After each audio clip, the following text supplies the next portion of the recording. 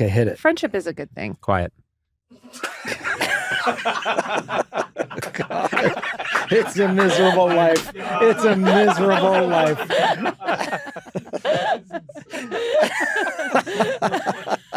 The whole rhythm of friendship is a good thing. Quiet. Oh, God. It's so insane. Okay, here we go. Hey there. Welcome to Conan O'Brien Needs a Friend, joined by Sona Movsesian. Hi. And Matt Gourley. And I had something kind of sweet and uplifting to talk about. Oh. My wife noticed this. Suspicious. I know. This is, even I'm suspicious. But, of course, the wildfires occurred. And Sona, you lost your home. It was terrible. Oh, my God. What? What's the matter? I just went, she gone. She gone. Like a 70s yacht rock song. I know. Well, but you're processing it, but it was devastating, and we've talked about it here. And the fire came right, as I've said to people, we were crazily lucky. The fire came to the back of our yard, to the edge of our yard, and stopped and burned some stuff on the edge of our property. So there's and there was smoke damage, but we were overwhelmingly crazily lucky, and I'm back living in the house now. Liza noticed that we had these fruit trees, this little small area of fruit trees in the backyard, and all of them burned and are like charred and had to be cut down and taken away, except one. Yeah. The pomegranate tree that your parents gifted me and Liza back when you guys hosted our engagement party. That's right. With just 200 of our closest friends and family.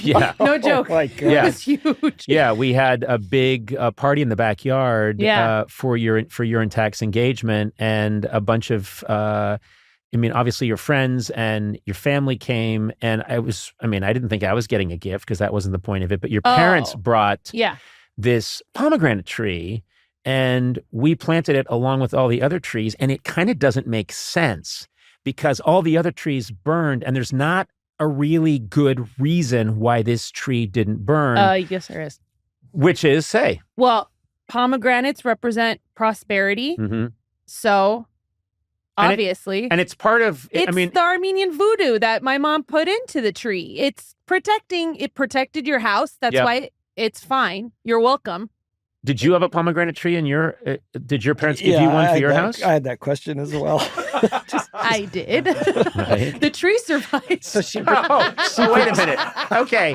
But wait, did your pomegranate tree survive? It did survive, but actually. It didn't save the house. No, it didn't serve Maybe its it just purpose. didn't know which house it was supposed to be guarding. It did protect the yoga studio that my neighbors built next door. That's the closest structure to it. You probably faced the tree wrong, and it probably misunderstood.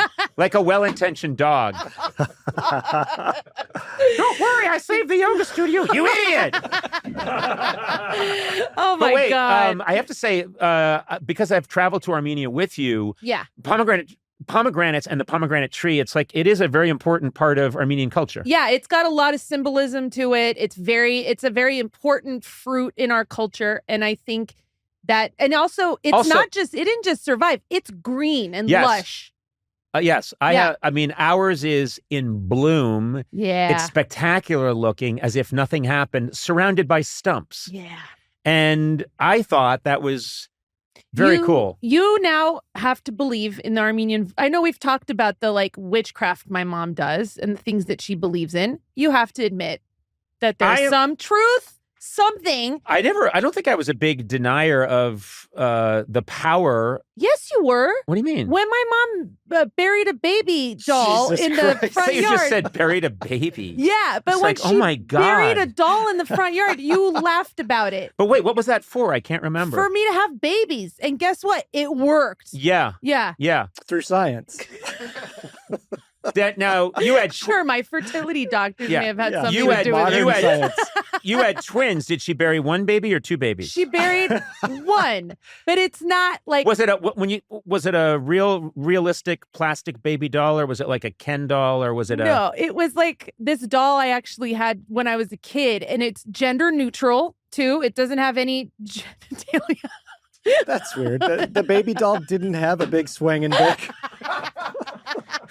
When shopping for baby dolls, I like one with a big cock. However, did she find one like that? Wow, that's a real. Those are hard find. to find these days. Yeah. Just insane. Your logic today, Sona. I don't know. This doll poops, it wets, it cries, and it becomes massively erect. And it stars in its own 8 series, Skinamax After Dark. Oh, come on. Well, all you're saying. It's got a little weird mustache. 70s mustache. No, it's gender neutral. So it didn't look like a girl. It doesn't look like a boy. She buried it, and then I got pregnant. Right. With, yes, the help of fertility doctors, but still. I am not someone who, I say if it's working for you, go with it. And I don't pretend to know the answers. I really don't. Yeah. And so I was very impressed, and I have been very impressed by Armenians and by your country. And I'm just like, you guys have this very strong spirit. And I think, I would give it up for any power that you guys have. And this tree surviving, I have to say, it's a powerful thing to cool. see. My parents, I sent them a picture of it because Liza sent me a picture of the tree. And it's surrounded by just charred stuff. And they were really touched and happy that it survived. Oh, good. They were really, really happy. And my mom was not surprised, by the way. She kind of knew I don't mean to ruin the moment. I'm just thinking of your mom burying a baby doll with a huge plastic dick. And the dick is sticking out of the soil. And then she buried it 6 feet under, but still. And then the flowers. Dick is coming out, and then it flowers. And a pomegranate comes out the tip of the dick. Oh! Yeah. Yes. Yes. Oh my God. And your mom just turns to a camera and goes, "It's the power of Armenia." Well, anyway, we've ruined another episode of Conan O'Brien. Before it even started. Needs a friend. All right, my guest today is a hilarious comedian and a very old friend of mine.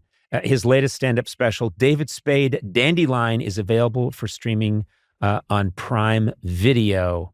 I am thrilled he's here today. I really do love hanging with this guy. David Spade, welcome.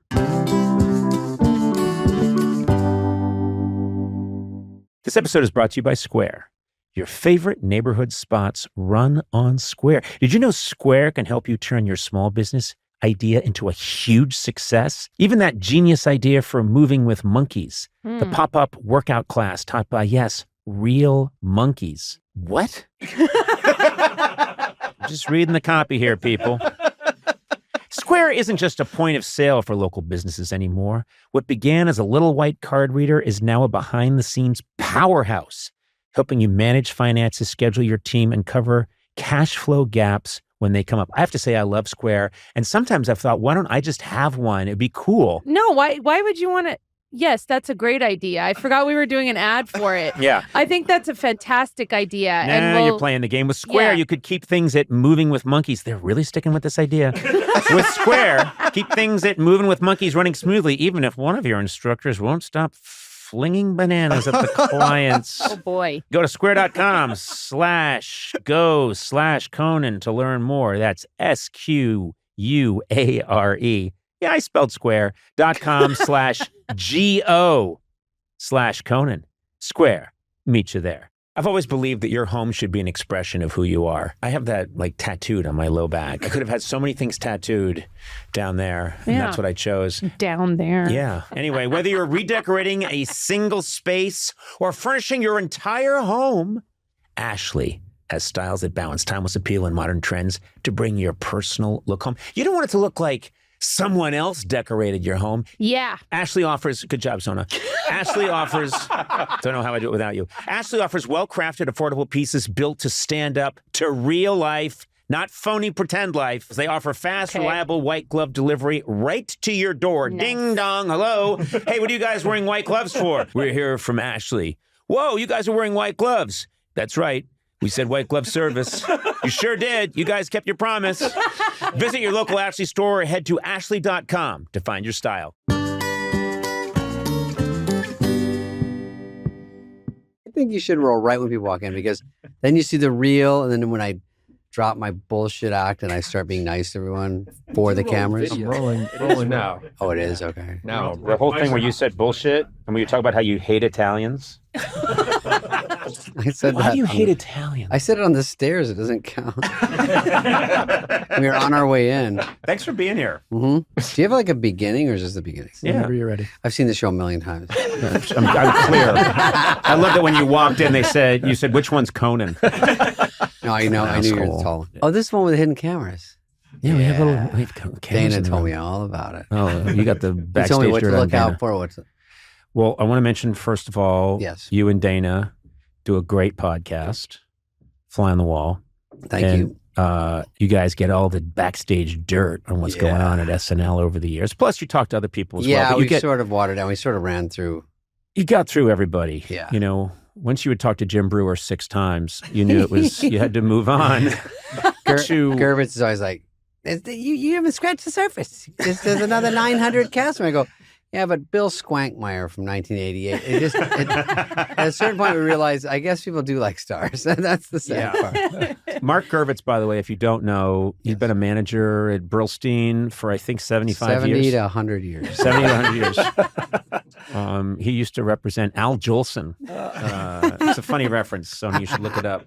I know he's old. Yeah. Thank you. Hey, Conan likes money. I guess you don't like money. So he tells me, you want to do a gig in Ottawa tomorrow? I go, tomorrow? Sorry, I'll call Dana. He likes money. That's what Gervitz says to you? So he will give you shit about not taking a gig because he says that Dana will take the gig. Yeah, and he just does it to make you feel bad. Yeah. Because they sit there in their office with their feet up and they get 10% of whatever. So it's better if you just say yes and they hang up the phone and go, oh, he's on 3 flights to Ottawa and I make money. So it's better if you say yes. Yes. Oh, they like a yes. Yeah. They like a yes. And they don't care what you go through. Not at all. It's a pretty good gig. It's in Anchorage. You might like Anchorage. Somebody hates Alaska. I don't hate a lot. I think it's far. It's okay. I'll break it to Alaska. They're your fans. This is what it's like, having a manager. Yeah. But I have to say, I've had the same guy since day one, when I got out here. I will tell you a quick story that, do we have an hour? This is 6 hours. Okay, this will fit in perfectly, this one story. It's exactly 58 minutes. Right. It's about how you grew up until this moment. No, this is a good manager story. So, and I know then we'll get into stuff. And I will quickly say, Mark Gervitz, I've known him for a long time, and he's a mensch. He's a good fella. Yeah. I think I've only told this story on 17 podcasts. That's okay. Have you ever heard people say this? No one listens to any other podcast. I haven't told this anywhere. Yeah. And they ramp it up like I go, I don't want to see this clip because I know it's all set up like I want you to make it a clip. Like, I shouldn't tell this. But I'll tell this because it's boring. It'll fit right in. Good. So here's Spady. This is before you knew me, before we fell in love. Yeah. This is probably, I'm 22, moved out here doing stand-up from Arizona. Got my first movie, got $6,000. I cleared $6,000. Bought a car. Looked for 2 weeks, Conan. I didn't just grab the first one, like first Camaro, what you would think. Mm-hmm. Hot rod. Yep. I get a Honda Accord. I take the hit. I go, I just got to get one that starts every day. Buy it cash, drive it to the Improv, come out to show my friend, stolen. So, stolen in not even an hour. Wow. And then it's so embarrassing. I'm like, here it is. And I'm a little buzzed. I went in and did a shot, and I go, maybe it's on Kilkea. Hold on. And then we're walking, and I go, would it be on Beverly? Wait, let me check the 405 because I just couldn't believe, where is my car? Where did I park it? You can't believe someone took it. That didn't even cross my mind. I go, I just don't remember where I parked it. And then the cops go, oh, they probably sold it to you, kept a key, followed you and took it. And I go, so now what do? Spring into action? He goes, you'd think. One would think. Yeah. Oh, He goes, no. I like these cops already. One would hope. He goes, I'm already forgetting about this as I walk back to my car, but I'll say we're on the case. But anyway, nothing happened. So now I'm back to zero. I have to borrow money and stuff. Anyway, so I this is a police academy movie. This is how it started. So I got that movie, cleared that. And when I was there, I was so new, didn't know how to act. I wasn't the fine actor I am today. You become quite the thespian. Yeah. So I was there, and this Bobcat Goldthwait, who was helping me out, was like, hey, this director of mine is here, and he's doing a new show on Fox, which just started. This is how old I am. And I said, okay, that's what I always wanted, like a sitcom or something. He's like, it's a single camera where you're like a high school, like FBI. I was like, oh, how fun, you know? So I said, how cool. So Fox, new network, I don't give a fuck, you know? So great. So he goes, hey, do you mind reading this script, right? So he has sides. This is in Toronto during Police Academy. Did you fucking glue this on to make me look stupid? Glue it on. Decoupage. So anyway, I go, okay. So I just read this. So I just literally read it to him. Yeah. And he's like, great. Well, okay, you're not quite there. We'll work with it. I literally knew nothing about acting. Just read it to him like a story. And he goes, all right, but you got a little heat on you. This is what I didn't know. I had done stand-up at the Improv for about 6 months. Some casting, I got this job as a skateboarder in this movie. And so now I get back and I've got those heat on me. Yeah. Which I don't even know what that means. Just like, oh, they're talking about you. So I got a manager. My agent moved to ICM. So now I'm at ICM, which is too big for me. I get home and they go, hey, this guy offered you that part, the lead in that show. And I was like, wait, my own show? I said, oh my God, this is like a crazy. And they go, okay. So they have a big meeting in ICM. I think Gervitz is there. And they go, here's why we're going to turn that down. You've got too much heat on you. That's a new network. We want you at NBC. They're doing Cosby Show, they're doing all that. And we're going to have a meeting with Brandon Tartar Sauce or whatever his name is. And you're going Tartar Sauce. You're going to get a job there. Yeah. He's heard about you. He's excited. He saw you do stand-up. I go, oh, I don't know. Wouldn't it be better to the one I have that's 1,000% an offer? No. And maybe like 20 grand a week, whatever, some magnanimous number. So I said, oh, so we're all agreed, all 12 agents, but I don't do this. Okay. So then I meet Tartikoff. They have me read something, right? So I'm a free agent. Yeah. And the fucking casting director goes, oh, you're about to go in. I think we're doing these sides now. I should never have taken them. I took them. I go, okay. I had been coached on a little scene he wanted me to read. Now I walk in, I do the Police Academy read again. Blah, blah, blah, read it. I leave. Gervitz goes, all the people that just got a development deal at NBC take one step forward. Not so fast, Spade. I go, what do you mean? He goes, you were too green. They saw you read. You're not ready. But they like you, and they're going to keep an eye on you. And I go, so now what? He goes, now we hit the pavement, start auditioning. So I auditioned for 30 pilots that year and got none. Not even one callback. I didn't know what I was doing. Right. And then he goes, you know what? Fuck ICM. Let's leave them. Let's go to, there's a smaller agency, Abrams, which is medium, right? They're good. This guy loves you. And I was spinning out. I could not believe what was going on. I'm like, lost everything, lost my heat. They all think I'm bad. And I got into classes to act. And then I was with this agency. And I swear to you, about 3 years ago, we're at dinner and Gervitz goes, and then ICM fucked him over and dropped him. And I go, no. I left ICM, remember? And he goes, oh, is that what I told you? And I go, no. What do you mean? Did they drop me? He goes, oh, yeah. I go, they dropped me. They're the ones that fucked me over. And he goes, I know. I couldn't tell you that, though, because it's just a tough biz. They said, we don't need him anymore. It didn't click. And I was like, Jesus. I said, he goes, you wouldn't have been able to handle that. I said, I would not have. There's no way. I couldn't handle that.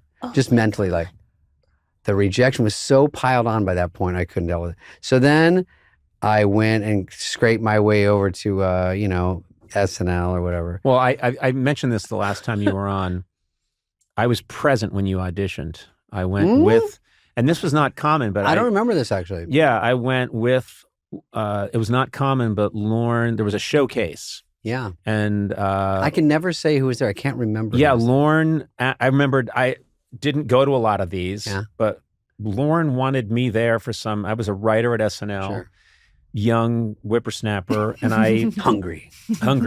I go with Lorne and Schneider, I think was the same night. Yep. And the other guy was Tom Kenny, the voice of. Oh, yeah. This is before he was the voice of SpongeBob and Mr. Show. And so, and watched you guys, and I remembered you were doing okay, and then at the end, you did your Michael J. Fox impression. And get killed. And I remembered us driving away, and Lauren being like, I liked the Michael J. Fox guy, and then he liked Schneider, So and so scary. he brought you two in at the same time. And then I remembered getting to know you really when it was those Tuesday nights when we would stay up all night and write, and you and Chris Rock and Schneider would be kind of wandering around to see who had what ideas. Sure. Do you know what I mean? And you'd come in, you'd go like, "Hey fellas, anybody got any? Hey buddy, got any ideas?" And fucking help me out, man. but it's funny because I know your special, your stand-up special is Dandelion, and you have an explanation for why it's Dandelion, which is a little bit about your character. Fragile on the inside. But I always found you. My read on you was always, this is a guy with, you always had that kind of tough, not tough, but I would say sarcastic, dismissive, super sharp. Shell. But I could always tell you were a very sweet guy underneath. I would say thank you, Eddie. I kind of agree that it was so tough there.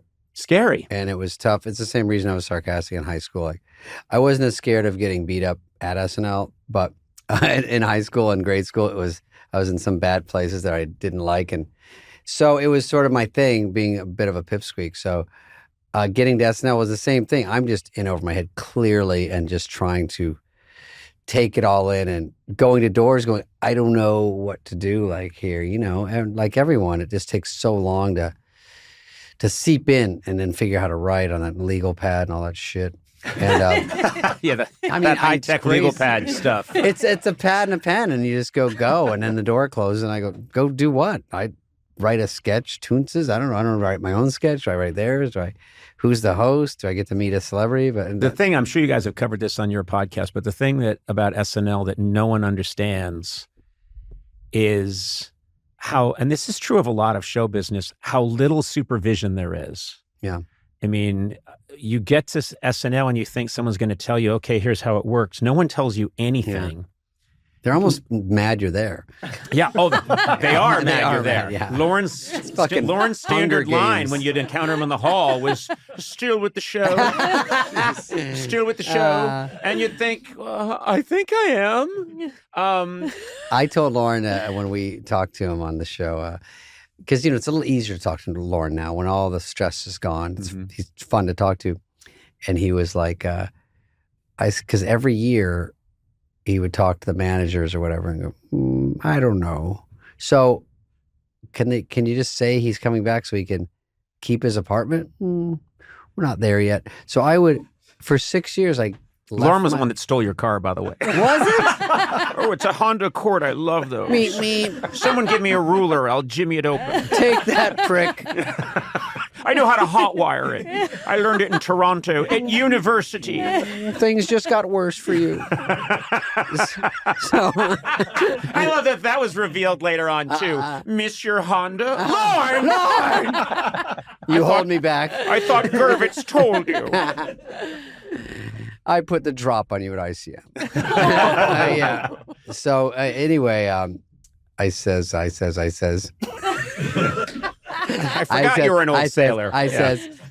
Remember that Farley bit? I says to him. I says right to his face. I says. And I'm like, I go afterwards at Rethinking. I go, you're not really going to do this on Update. Yeah. Oh yeah, I am. Yeah. I go, is that enough to kill with 3 words? No.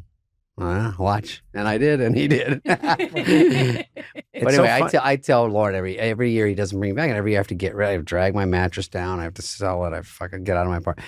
Then about a month later, can't get a hold of him. He's in Amagansett, no phones. I mean, it's always the funniest. I can't get a hold of him. Then he finally goes, he says yes. So I go back, get an apartment, I'm stressed out of my fucking gourd. And then when we had him on the show, he goes, you were in never in any danger of getting fired. Lauren, look at me.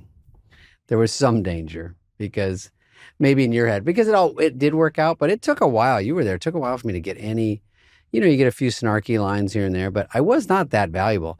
I remember one time Schmeigel said, Schmeigel? Schmeagol is from Lord of the Rings, and he's the lowliest creature. Yes. And then there's Robert Smigel, Yes. who's also in. And so Lord of the Schmeig Rings. says, because Schneider was acting up for something, and Rob and I have talked about this forever, but we were all handling it differently. And he goes, Schneider's tough, but he is valuable, worth having around. And I was like, I want to be valuable. That's what it hit me. I was like, oh, you want someone to say in a position like Schmeigel was, like, we need you around, because he can go to Lauren, Rob, go, yeah, he's worth it. Because Rob is a funny writer, Yeah. and he had a kind of a gruff, abrasive personality back then, if that's fair. But I was the nice guy finishing last guy, and Rob was like, hey, I'm going to get in there, but it was working, Stuff gets rewritten over time, and everybody. Yeah. And there's how you experience it, and this Sure. is actually kind of a recurring theme on the podcast that fascinates me. So I revisit it a lot, which is I talk to these very famous people who've had incredible success, like yourself, and then their take on it is harrowing. I felt like I wasn't going to make it. It was scary. It was touch and go. I squeaked by, and then in the end, things kind of worked out. But that is not how anybody else sees it. They just see you as being someone who is like, okay, big star on SNL, and then in movies, and then many TVs, sitcom. You're just like a staple.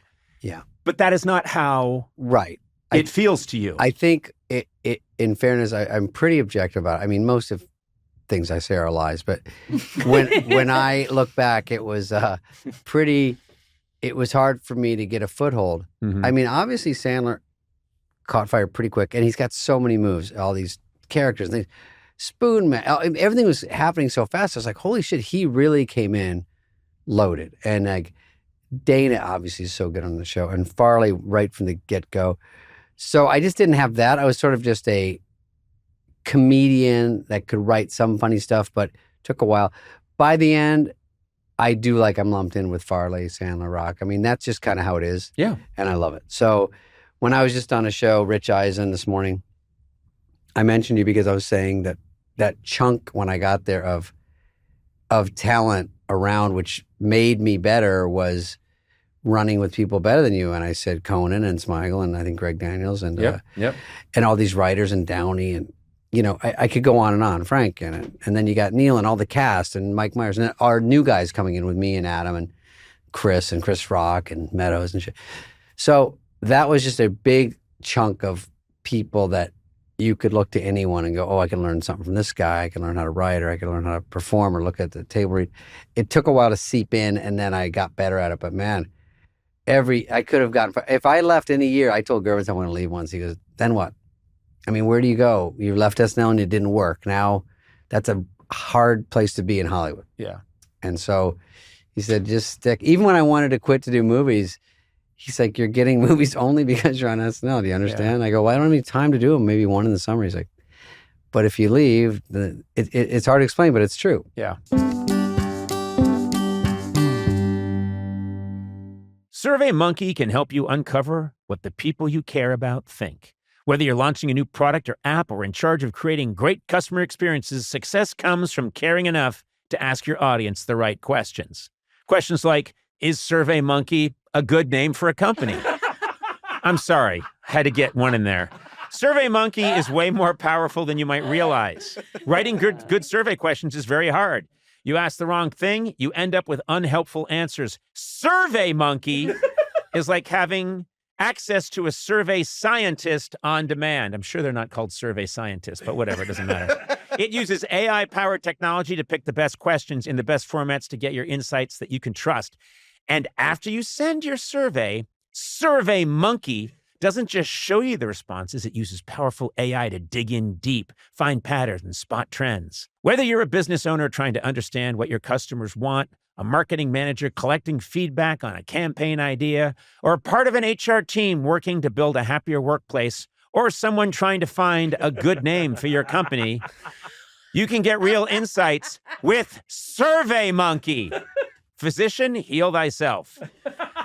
Visit surveymonkey.com/results. Sometimes I think about taking a trip to Crete. Oh, that's nice. Never been there. And I think if I do it, I might Airbnb my place. Yeah. Now, Blay, you Airbnb, is that right? Yeah. I want to put my place on Airbnb, and I want to make it really attractive for people to stay there. So what are some things that I can get and put in my place to make it more attractive? I once stayed at an Airbnb in Palm Springs, and they had like a cool little mini bar. Ooh. I went to an Airbnb once, and they had a nice bottle of wine waiting for us with some cheese. It was really nice. All right. Just think about what you would like if you visited a place. Okay. And then make sure that they don't put like dinosaur eggs everywhere that's and like video games I everywhere. Will say, now look. Yeah, people don't want to be tripping over lightsabers on the floor while they're trying to get to the bathroom. There's a glass case for the lightsabers. Just don't be that specific. Okay, that sounds good. Try and make the place, think about everybody. Okay. And how could everyone enjoy things that most people enjoy? Okay, great. Think about it. If you host while you're traveling, which I'm thinking of doing, it's a great way to offset some of the costs of your own trip. Yeah. So if you got a big year of travel ahead of you, hosting is a pretty cool and unique way to make some money back.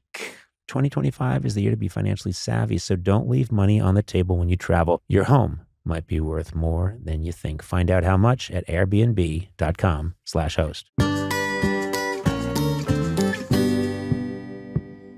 I'm curious because when I remember I was at your audition, and I also clearly remember, it's burned into my brain, going into Lorne's outer office, which is one floor above 8H, his little office that looks out over the studio.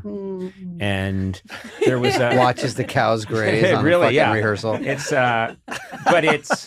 that's like the office that he moves to later in the week. That's not the office high up in the tower. And so when everything shifts to the stage for the second half of the week, Lorne's there. And I remembered there would always be people waiting outside to meet with Lorne, and Lorne would keep them forever. And I have a very clear memory of this kind of stout, boyish-looking, tousled-haired guy sitting out on this couch waiting to talk to Lorne for like more than a day. And I went up and chatted with him because he was Odenkirk's friend, and it was Chris Farley. Oh. And he was sitting there, and he was super eager, and he was laughing real hard. And so I took him on a tour of the stage, and was doing that shtick I used to do where I would, if someone was already hanging a lamp, I'd be like, and hang that lamp. Yeah. And you over there, Joe.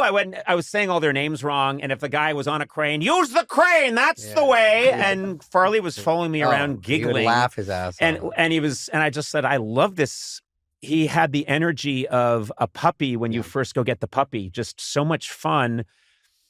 And then you guys found, was it the two of you that realized we have this thing, or did someone else see it and go, wait a minute, you've got this energy of Spade and you've got this energy of Farley. It's peanut butter and jelly. Let's put them together. Yeah, it was either Lorne or the Turners, because that would be Bonnie and Terry Turner. Great writing team. Yeah. Writer, I forgot to say those two.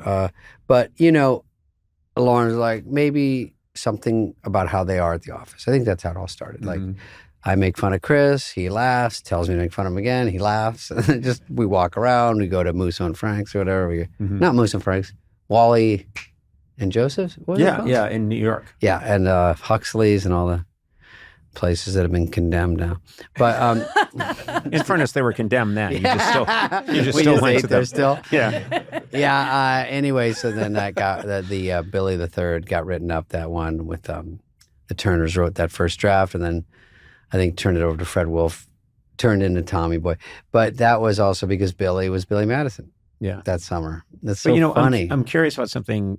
Tommy Boy comes out and not thought of as a success initially, but then very quickly afterwards you find out that it's huge. Is that correct? I think it opened number one, but not crazy through the roof. Right. And then after time, it was looked upon more fondly over time. But I mean, it went to video. The video sales were insane. I think it went to 100 million. Yeah, they said the Paramount goes, this video, they ordered Black Sheep after Tommy Boy for the following summer. They're like, start now. We got to do another one.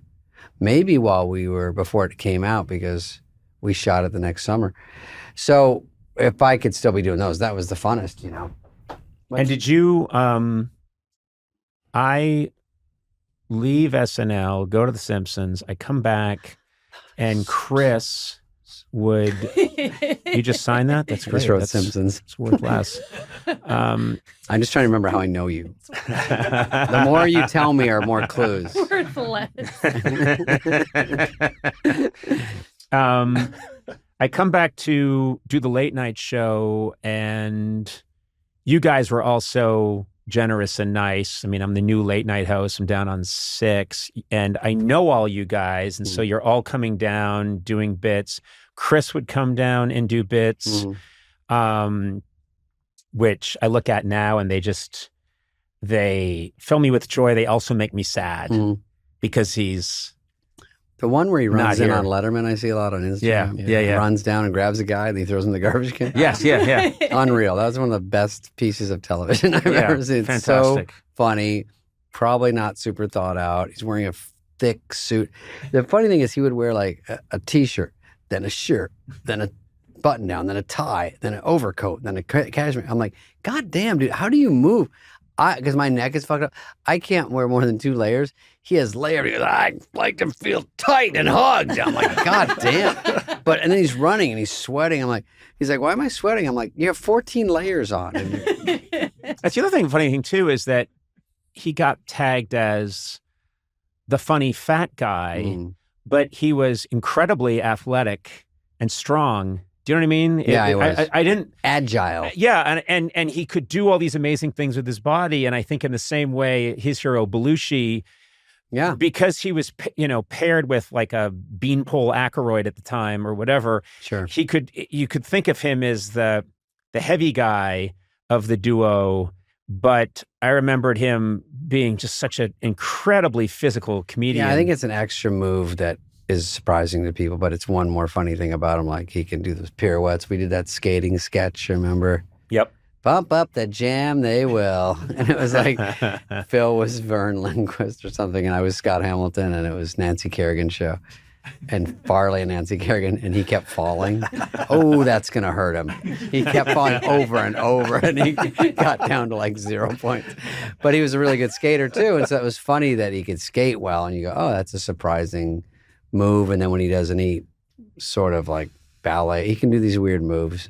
All adds to the funny. Well, he is missed. It must be, I mean, I know that you had an incredibly close relationship with him. I miss him and knew him as like a friend and a guy that I would do things with from time to time. But clearly it was, I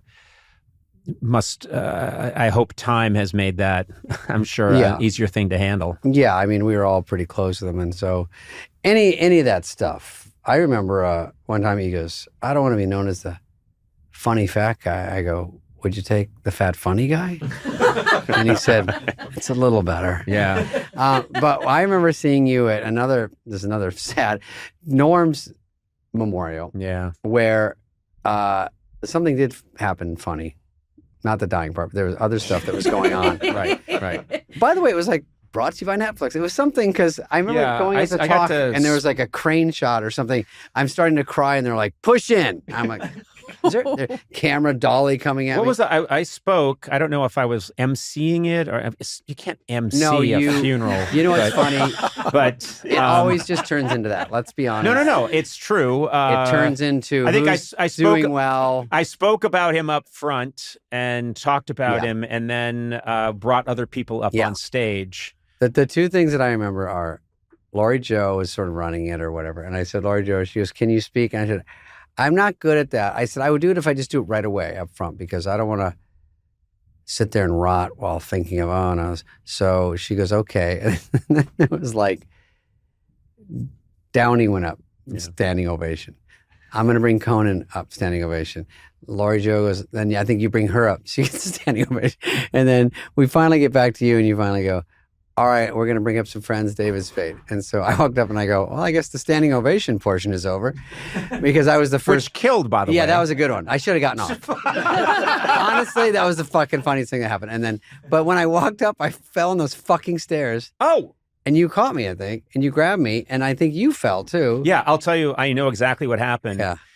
We're in this goofy, I don't know what venue we were at, where we were, but you went up, you tripped on the stairs. Yeah. I think I did catch you. You don't weigh a lot, so that was easy. It was like catching a packing peanut. 94. 90, I don't know. That's generous. 94. Kilos.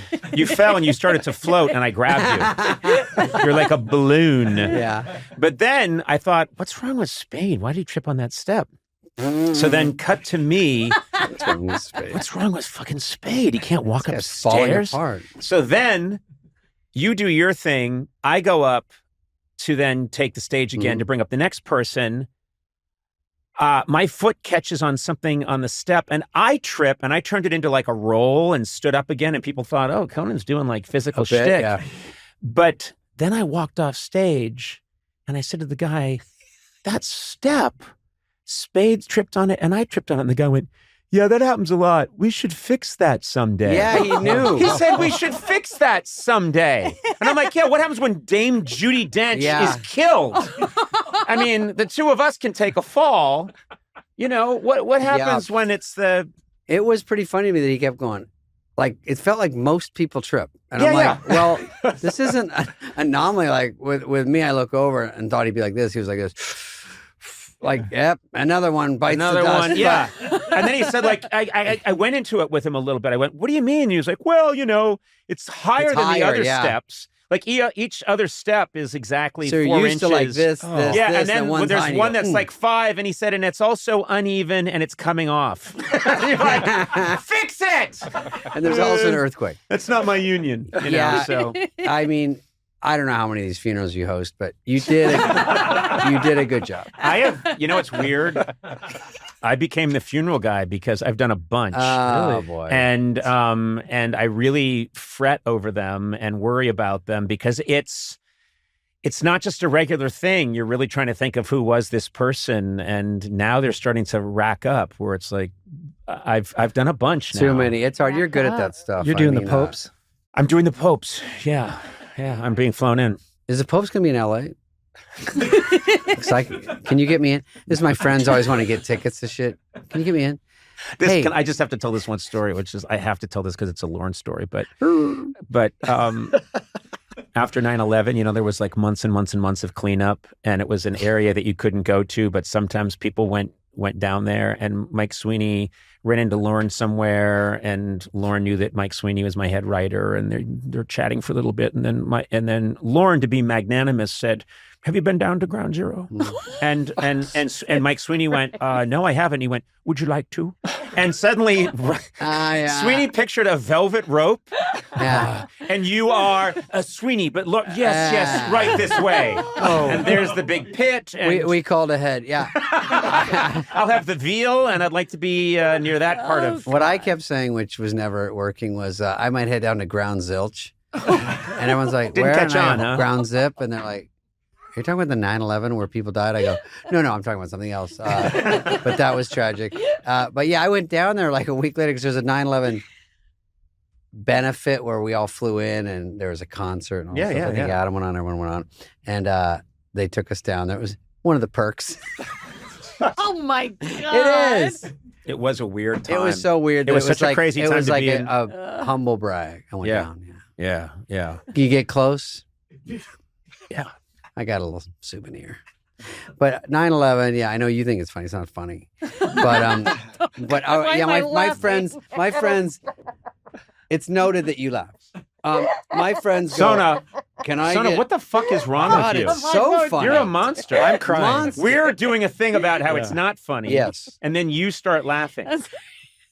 Awful. No, it's awful. You're still... young and stuff, but we lived there. And we went through it. Ground zilch. Yeah, that was funny to me. So let's not forget. He said ground zilch. No, let's not forget. Never it means 9/11. Yeah. Not that David Spade called it ground zilch. Never forget. Let's never forget. Never forget. The terrible day? No, that Spade called it ground zilch. You're a monster. Come on. Let me ask you about Norm. You did stuff you were on the road with Norm, and a lot of us, when Norm passed, were shocked. And I kept thinking, oh, I must have been the only person that didn't know. And people all thought, well, Conan, you knew Norm, and he does his classic appearances on your show, and da-da-da-da-da. And I was like, I know. We were desperately trying to get him back. I desperately wanted Norm on my last episode. We were trying to get him and not getting an answer back. And I thought, well, he just doesn't want to come. And I was bummed about it, but thought he's probably got other things to do. That's too bad. Get these all-time great guest. And then he dies. And I just thought, well, I didn't know, but everyone else must have known. And then Jim Downey called me and said, you know, more or less, Conan, fuck you for not telling me about Norm. And I said, Jim, I didn't know. And Jim Downey said, I would think Downey might know. No, Jim didn't know. Yeah, did you know? I did not know.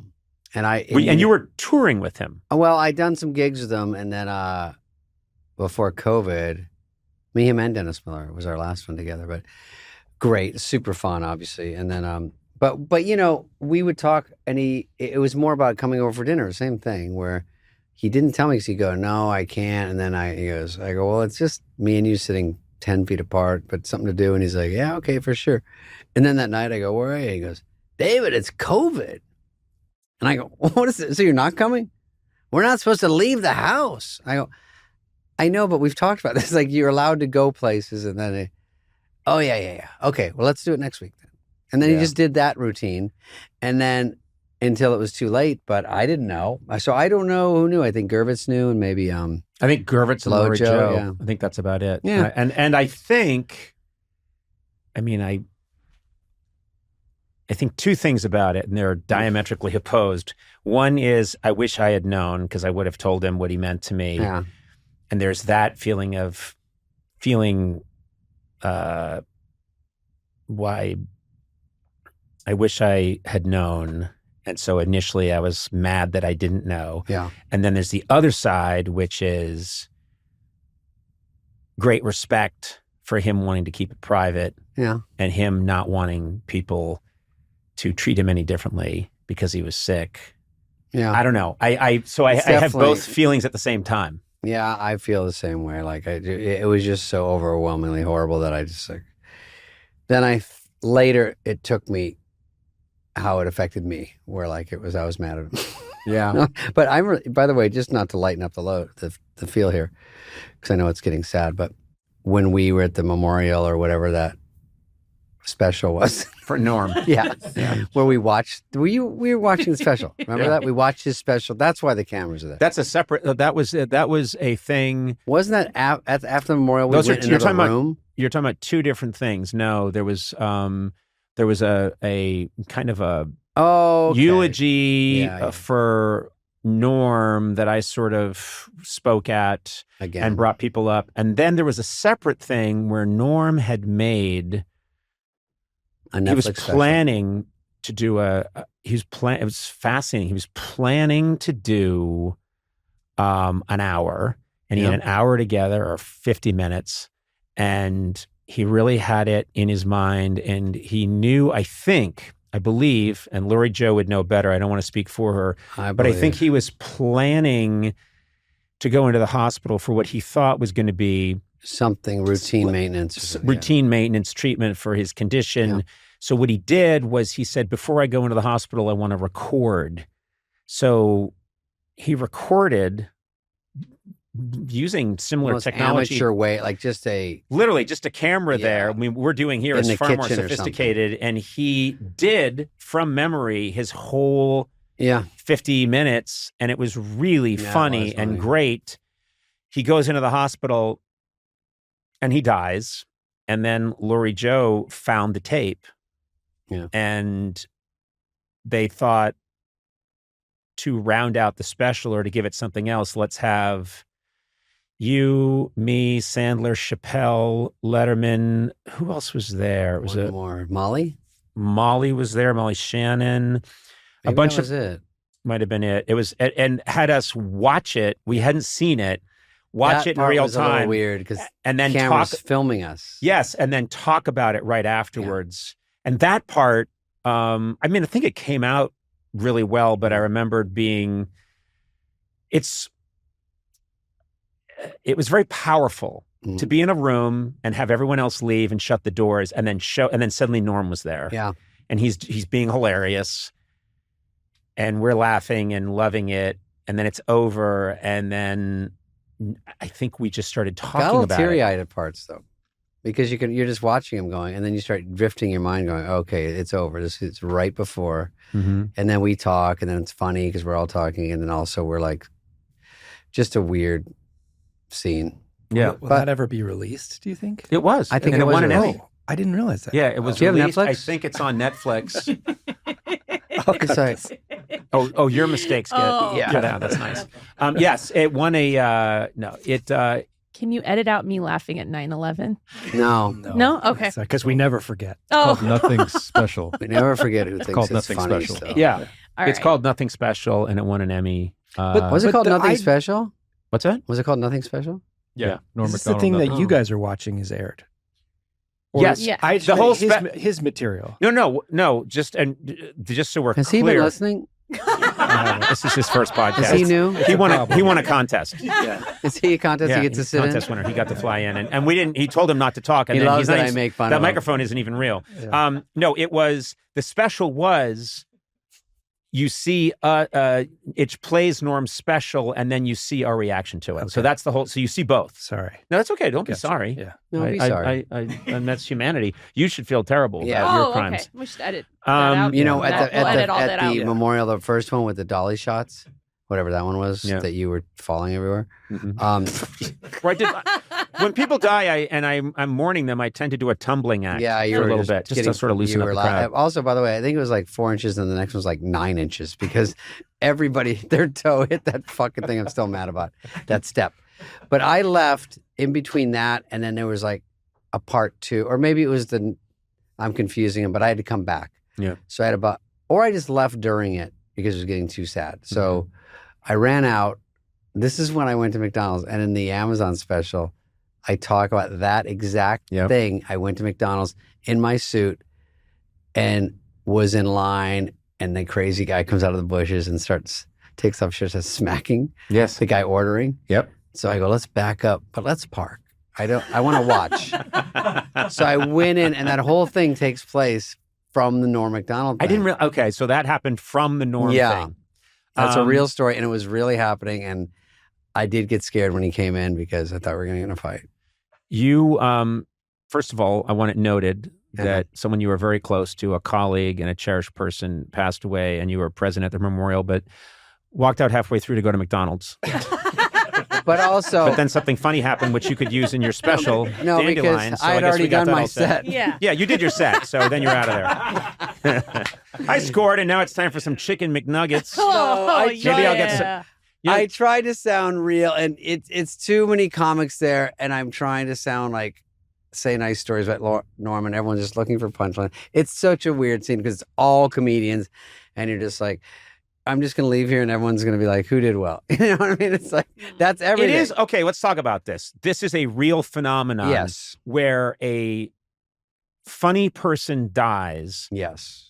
Who are their friends? Other funny, professionally funny people. We get together when people pass on, when they die, and there's a gathering, people speak, but you've got a room full of people who are competitive about getting up and being funny.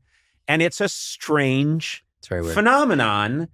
These things are weird because you think, nope, it's not about that. But there's some part of you that wants to do well. And there's some nerves and some awkwardness. And I think it started, I went to Gary Shandling's funeral, and then everyone was like, Bill Maher did great. Yeah. I kept going. God. And then everyone was But saying, can I say something? Maher used props. And he had a lot of balloon. He was doing balloon work. Oh, he was? I don't remember that. I remember it clearly. And he had a whole trunk like Gallagher or Gallagher 2. That was being filmed too. Yeah. I think Apatow filmed. Yeah, they had to, yeah. Is that Did he been film it released? for something, for a documentary? Oh, I thought Gallagher was. Sorry, What's I got that? confused. I thought So Gallagher. you guys are here to help. Yeah, Is that I know. the idea? We're She's throwing confusion. I am. You should do Gallagher 3. Do you know what Gallagher 2 is? Gallagher 2 is his brother. Yeah, and he does Gallagher's act. Right, but I think have they both passed on to their reward? I think Gallagher won. Well, according to this podcast, I'm sure they did, because everyone's dying so far that we talk I know. about. You guys are talking a well, lot I'm of sorry, it's but a lot of I'm death. sorry, we're jinxing everyone. we are two survivors Yeah. here. You know, We're Sona, like you the and two Gourley people are that- young people. You don't know what it's like. We have been through the shit. We're like guys that were in war together. We're like in the Titanic. No. We're Yeah. just talking about We're it. on SNL together. I don't think that's I know. It's a War. lot Quite as like the bad. Titanic Is it? SNL. Okay. Yeah. All Yeah. right. God, we talk about SNL forever. It's so embarrassing, but it is something to talk about. Right? He said doodling. Hey, if you're bored, just let me No, know. I'm I not. think this is, I actually No, love I talking like about it. this stuff and it's meaningful to me. No, and for you because to, we were both there. if you want to take a break and go to McDonald's, go ahead and I'll just keep talking. You can get yourself the McGriddle, whatever it's called. No, I almost got beat up. That's a big story. You're not even concerned. Well, let's hear about it. Oh, I can't. It's on the So- special, Dandelion. Does this come off? Yeah, it's on the. And hey, you know what's? I very Yeah. much enjoyed your special. Did you watch it? Yeah, I did. Oh my God, watched it that's last night. nice. What are you talking about? When I talk to a friend and they have a special, and it's you know nice. what? You know what I liked is that you've got very funny material. You're obviously a very funny comedian, but when you notice something that's just happening in the real moment and fuck around about it, I know. you're one of my favorites. And one of the first things he does in the special is you're talking, and I didn't even notice it, but I realized you're kind of doing that thing when there's a long cord, Mic cord. your mic cord, and you're trying to run, and you went, by the way. The cordless mic was invented in 1996, guys, and it's hilarious, and it's not even part of the set that you had planned. And then you go on this whole riff about Jeff Bezos and Give me a shitty mic for my fucking special. Yeah, and but you, I noticed this at the SNL 50th, and I know I'm bringing SNL back into it, but for a reason. You did a sketch in that, and at one point you're not even in the sketch anymore, and you ad-libbed a line. That was one of my favorite lines of the night. That's right. You told me that was very nice. And I mean, it absolutely was hilarious, which is a sketch is going on. You take us through it. I'm doing a sketch with Mulaney and Pete Davidson, Broadway, New York musicals. Yeah. So it's kind of a long sketch. And it's about the evolution of New York throughout the different eras, like starting out in 75 when SNL starts out, and then a bunch of people saw this. And me and Pete are like two young kids, and Yeah. he's telling us the story of how it started. Yeah. And so as we go through it, I don't know if they predicted this, but of course I got bored during it. So they write me in the middle of it. I walk in and I sit in the audience. You're in the audience suddenly. So it's Which, all the way, people don't really know. You like suddenly, you're not there, but you don't quite clock that. And then all of a sudden and then they wonder, Mulaney where's goes, David? He goes, listen, Jimmy. And then he goes, wait, Pete. He just breaks character. Where's Spade? And he goes, oh, I think he went back to the audience and sat in the audience. And then they look around and then they have a camera at me and I'm sitting in the audience and they cut to me and I go, oh yeah, no, I got a feel for it. So so I asked around and I think that was you. Was that your line? Well, they gave me a line and it was something like that. And then Wally goes, I'm not going to give you a cue card. You got it. And I go, yeah. And then when it came to me in rehearsal, I said that, which was basically something like the line. And then but you said it your way. Yeah. And you were so dismissive, and it was so thrown away. You're like, nah, I got a feel for it. And I laughed very hard a bunch of times that night. That might have been my favorite moment. Thank you. That was fun because we did rehearsal and it worked. And then Mulaney was like, just do it like that, like whatever. So it was perfect. It was fun to be at the 50th, and it was fun to be in something because we just go. And I thought Lovitz's line was funny too. Oh my God, they didn't. Lovitz is at the American Girl store. He's sitting so far away. He's they have people sitting, and he's at the American Girl store. And what was his line? And they go because they have the all stars in the audience, but you can't fit everyone. And they go, "Where's John Lovitz?" And then they pan to the real American Girl store. He's sitting with all these dolls around him, and they go, "Oh, John." He goes, I'm not mad. I just want to know why." I go, "Sorry, John, that you're all the way over across the street in the American Girl store." I'm not mad. I just want to know why. Like he doesn't get there's not enough seats. He's like, we had a crazy night. I don't know if you're going to remember this. It wasn't that crazy, but we occasionally get dinner together. Yeah. It'll be, and when I say we, it's you, it's Dana Carvey, it's myself. It's the same group. We always go to the exact same restaurant on La Cienega. Koi. Love it.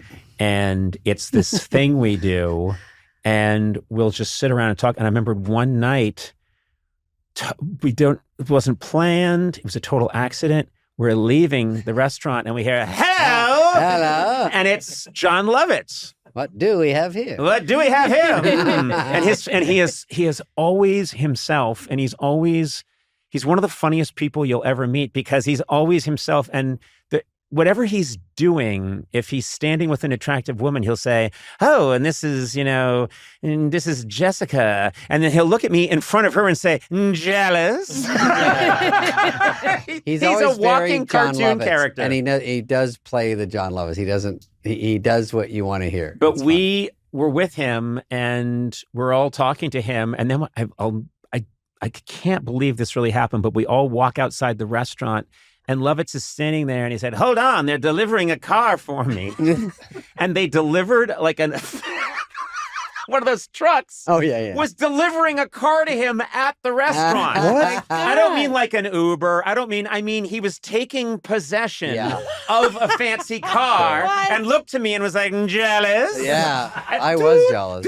Dude, as they were lowering a car. Your Porsche, sir. Yeah, and I thought, who the fuck says, yes, I'll take possession of my Bugatti. I'll be over at Coy, looking for old friends from Saturday Night Live. Wait till you see me standing with them, and then pull up. When you see me standing there, and you see them with their shitty cars, make sure you wait. Oh, man. And then back up and have the car delivered. And it was a happening. I loved that. Yeah. Lovitz is always a crack up. He has tons of cars. I'm shocked. I like cars. He has way more. He pulls up, do you like it? You like it? He goes, how can I? Because he goes, you should get a Mustang. And he pulls up this new blown out Mustang. He goes, how can I get you in this car? He's trying to sell it. Yeah, he is always a crack up. Also, you did the Mark Twain. I saw you at the last Mark Twain that I was in, which was the Sandler one. Yeah. That was a really funny one. Was yours fun too?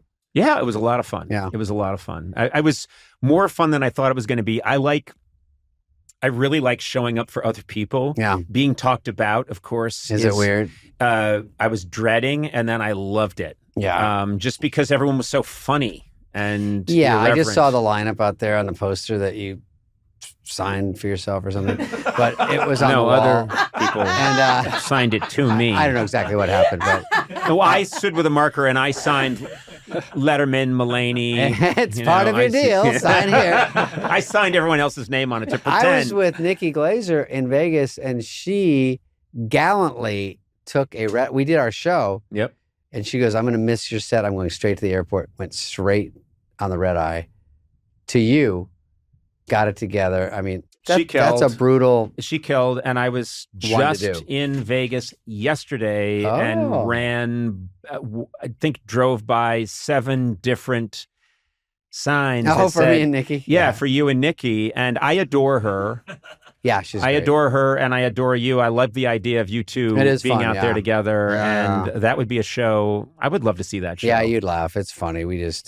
And like what you're saying earlier, it's like when you do corporate shows, you probably do those Dana and I do a bunch of them, and he fucking kills. He's exactly what they want. I'm pretty much what they want, but he's exactly what they want.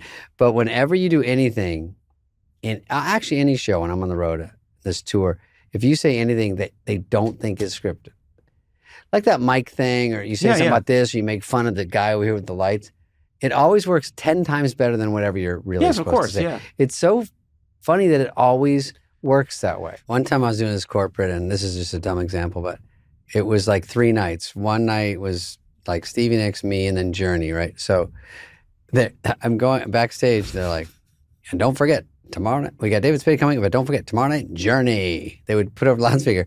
So after about 6 times before I go on, I go, hey guys, I don't want to hear one fucking more thing about Journey, okay? We're here tonight. I don't give a fat fuck about Journey and all their contest winners that are in that. It's not even all real Journey, and I'm ready to break it to you. But I said, we're here, and I'm here, and it's going to suck, and we're going to get through it. And then you get your precious Journey. And then that works better than the whole Of course. So anything like that. Anything else you've got And then I go, anyway, dogs are funny. And they're like, boo.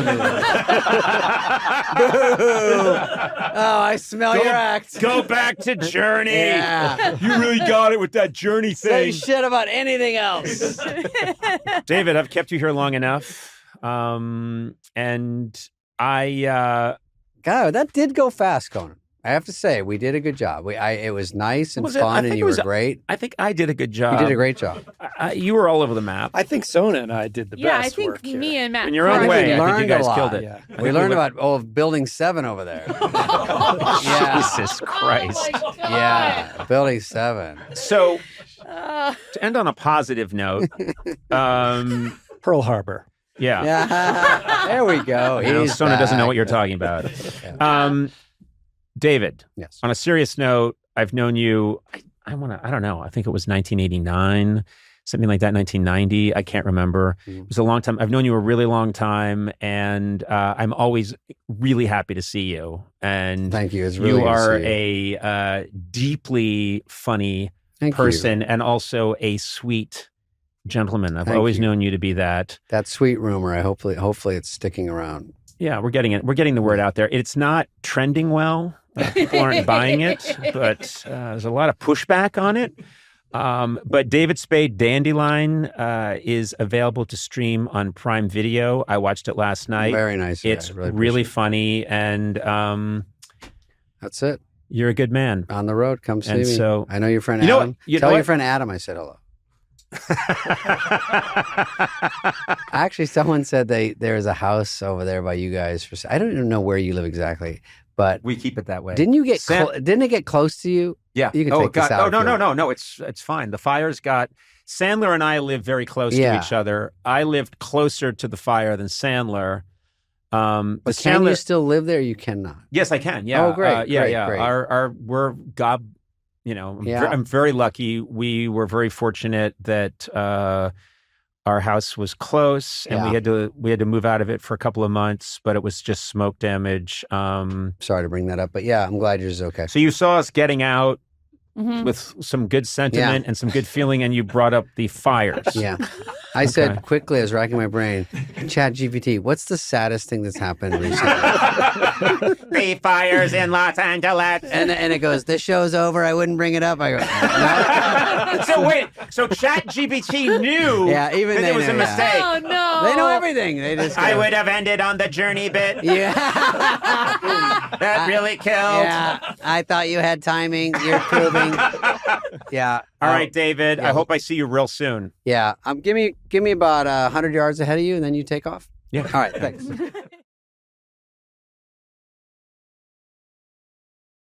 I've heard anyway, I don't know if it's true, that you, Mulaney, and Armisen had a text exchange going for a while. We still do. Where you're the Van Halen brothers? Oh, well, no, that was during the pandemic, but it wasn't that. So we've had basically since the March 2020 until now, we have a text chain and we basically communicate every day on it. Mm-hmm. I mean, our girlfriends and wives, are you texting with John and Kimmel sometimes and other people, but yeah, no, it's very funny. But at one point, I find the Van Halen brothers funny. I've always found them very funny because they're so talented and such great musicians, but they're very touchy and they would air out their grievances to anybody. Yeah, yeah. And I always find that funny. And there was an interview with them when David They're Lee always Roth, mad at David Lee Roth. They're always mad at David Lee Roth. And it was when they reunited at the MTV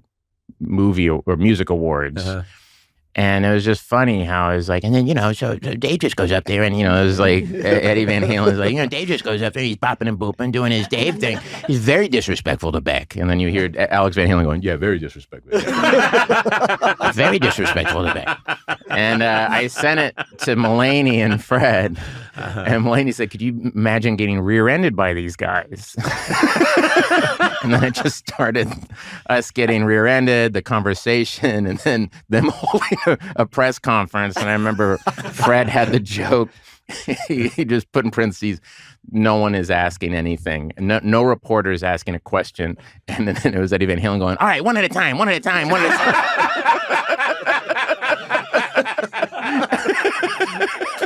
Are they still mad at David Lee Roth, even though he wasn't involved in the accident? Yeah, that was probably. I just find out. Yeah, David Lee Roth is hilarious too. Like, there's a story. Someone told me. My friend Paul, who's in the band The OCs, told me a story. I don't know if it's true or not, but apparently Henry Rollins was going into a morning Zoo Crew interview, and David Lee Roth was coming out. So it's like 6 a.m, and David Lee Roth's got this long, beautiful coat on, and Henry Rollins is like, "Hey, man, I just want to say I'm a big fan and everything." And David Lee Roth goes, "Oh man, you want a drink?" And he opened up the can, and it was lined with beer. The thing was just all these beers. That sounds true. And that it sounds does. true. Yes. And Henry Rollins is like the most straight edge guy around. He goes, "No, man, I don't want to drink." And David Lee Roth went, "What's the matter, man? You got school tomorrow?"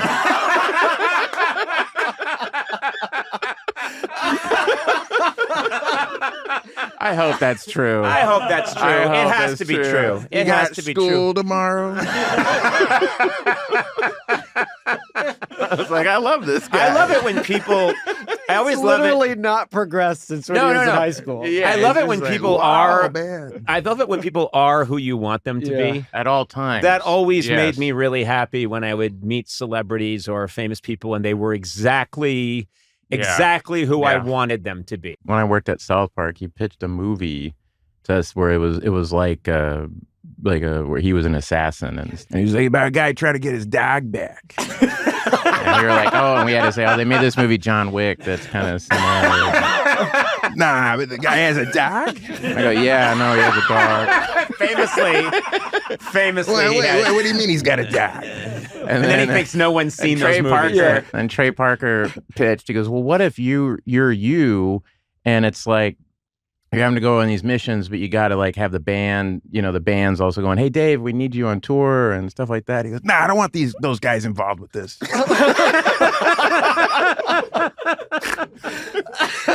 Then he came by. I remember he walked around South Park, and people they draw on their desk and they can like move around, and so they draw like this. So it's like the drawing desk is like canted, Yeah. And there's a guy drawing, and he just walked around, and he went up to this guy who's drawing like that. He goes, and he just sees him with this desk. He goes, hey, what's wrong with you? Long night?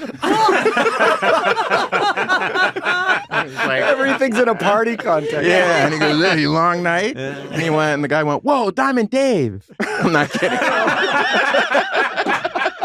Don't you think that's his life? Yeah. And people coming out of manholes. It is me, Dan. Hey, it is me, Diamond Dave. We are at the South Pasadena 4th of July parade, and he was just unaffiliated with the parade, riding around on a bicycle throughout the parade grounds. Yeah. He was not invited to the parade. It was nothing to do with the parade. That's my favorite. I want to be and him. he was nice. Yeah. I just want to make it clear. Like, we loved him at South Park. It wasn't like a thing where we were like, oh, why is this guy here? We were like, like we were saying, we were like totally in awe. We were like, oh my God, that's fucking David Lee Roth. And he did not disappoint at all. And he was so sweet and nice. But yeah, it was awesome. Hi, my name's David Byrne. I feel carefree and buoyant about being Conan O'Brien's friend. Oh my God. Now, is that really how you feel, or is you on some kind of medication? No, I haven't had medication in quite a while. Hours. It's been hours. Well, first of all, I want to start by asking you, I am here at the Sirius Studios in Midtown, New York. Did you ride a bike here? Yes, I did. I know Your that you Honor. were. And did you, in fact, strike that woman with your bike? No, I'm just curious because I know that you are an avid biker. I'm a biker. I love riding a bicycle. A friend of mine, my favorite saying that he has is no one's ever had a bad day on a bike. But is it practical here in New York City? Can you get around pretty well relying on the bike? I can get around really well. I live in Manhattan.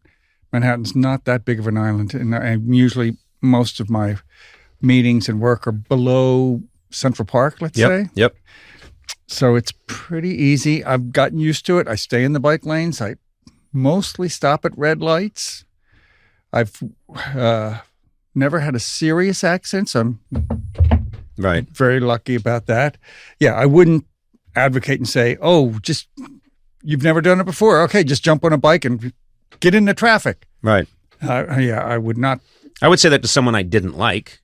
Yes. I have an idea. Yes, if you see some guy coming right at you, going the wrong way, stick your hand out. But with the e-bikes now, it's tricky. I don't know if you have that, but when I'm in Manhattan now walking around, there are these people that are delivering food, and they'll go by on a bike I can't even hear that's going 60 miles an hour in the bike lane. I don't know if you've encountered that problem. I have certainly encountered that, sometimes going the wrong way. So when you're crossing the street or whatever, you don't expect them to kind of blindside you. Right. It's there's a little bit of an enforcement problem going on there. Right. Well, I wanted to start talking to you, and I know that there are unusual circumstances of your growing up, which is you lived in Scotland. Lived in Scotland. For how many years? Not very many. I think the family all left when I was 2, moved to Canada, moved to suburban Baltimore when I was around 7 or 8. But you had a Scottish accent for a while. Oh, yeah, yeah. And yeah, the kids couldn't understand me. And so I would think, what's going to make someone in elementary school feel more like an outsider than having a thick Scottish accent? That must have been, first of all, that is something that right away, if you're a kid and you're sensitive, you must have felt like, I need to overcome this. What do I do? How do I fit in? Yeah, and kids at that age, they want to fit in. They want to be like everyone else. There's not like, oh, I'm my own person. I do my own thing. I talk my own way. Kids are not ready for that. Right. So I'm sure I lost the accent within, a couple of years or something. But right away, that I didn't talk the same way as the other kids. Right. My parents eat holding their knives and forks at the same time. Animals. You're eating blood sausage. Yes. You can't have anyone come over. Yes. We called it black pudding. Yes.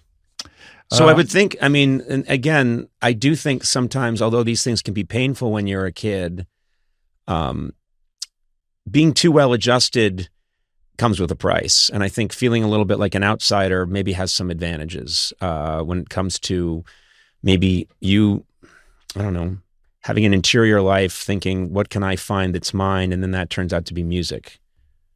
Yes. Music is very healing for a person who feels a little bit of an outsider, trying to figure things out, can't quite fit in.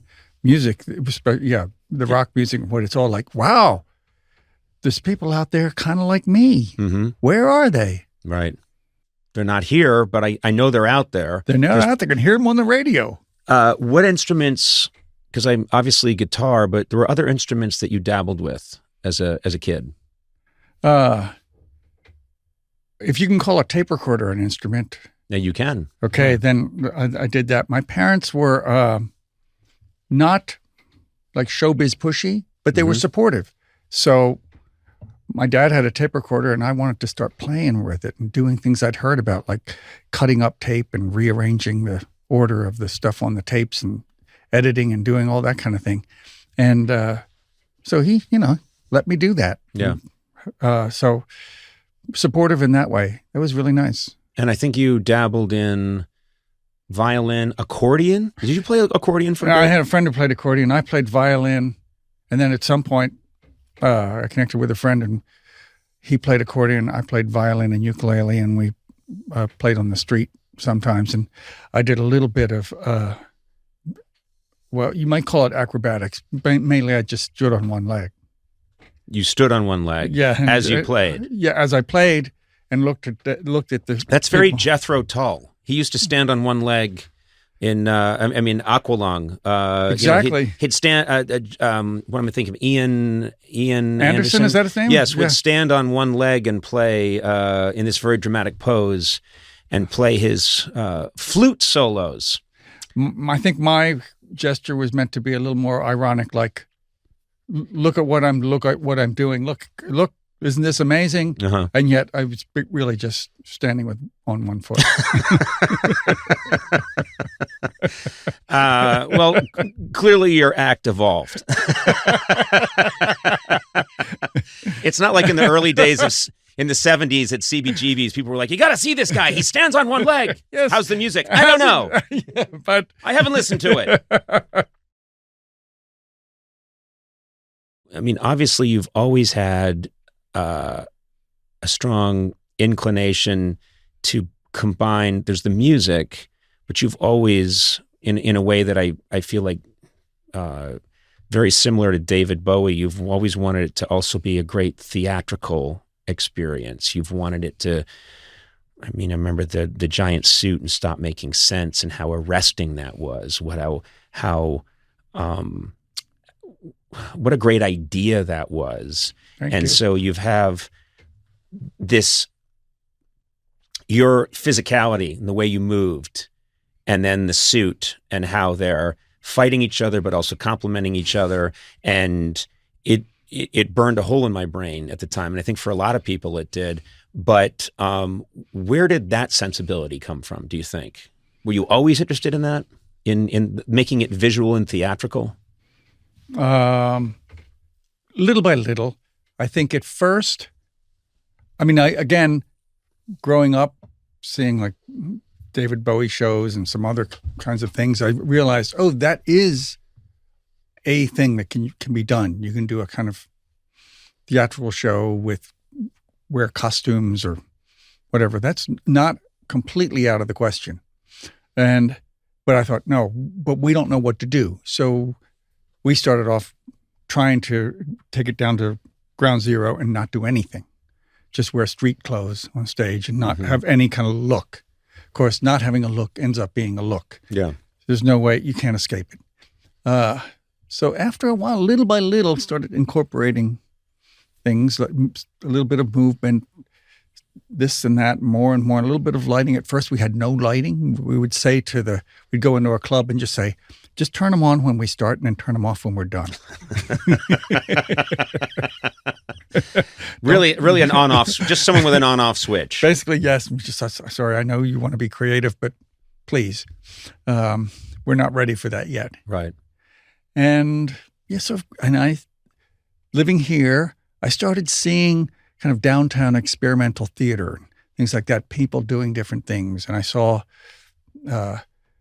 various kinds of performances and whatever. And I thought, oh, there's all different ways of doing this.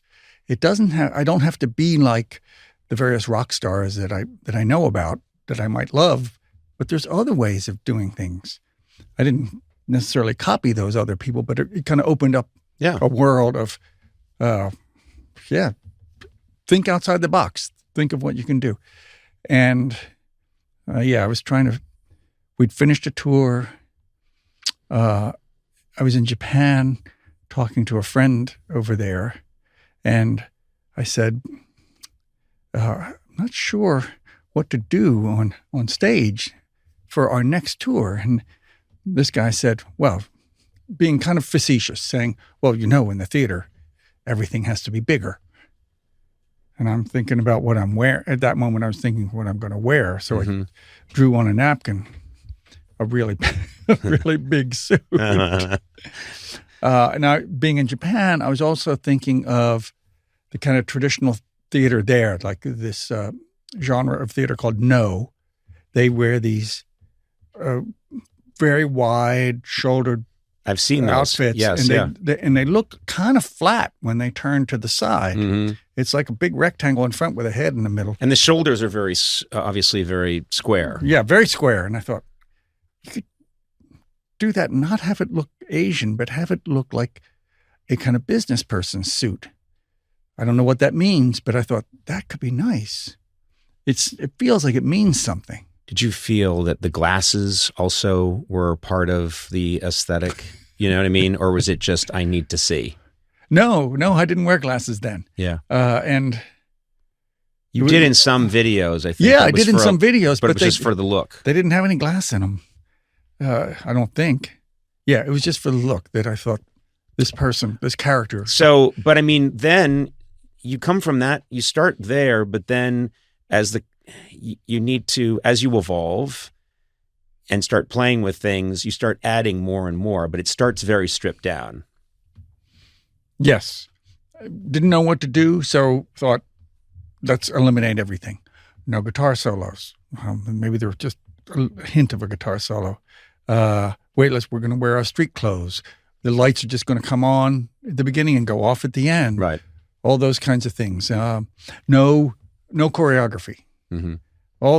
Sort of take away everything and see what's left. We kind of did that musically too. It was kind of, let's remove all the extraneous musical elements so we only play what's absolutely necessary. And then you can start to add, other things can creep back in. When the band breaks up, I think the last time you played together was at a Rock and Roll Hall of Fame induction, is that right? Yeah. How did it feel when you guys were up there together? It was fun, but it was tense. Yeah. I remember there were some musical mistakes that drove me around the bend. Yeah. Just thought, oh, geez, really? Now? Yeah. Yeah. Here? Yeah.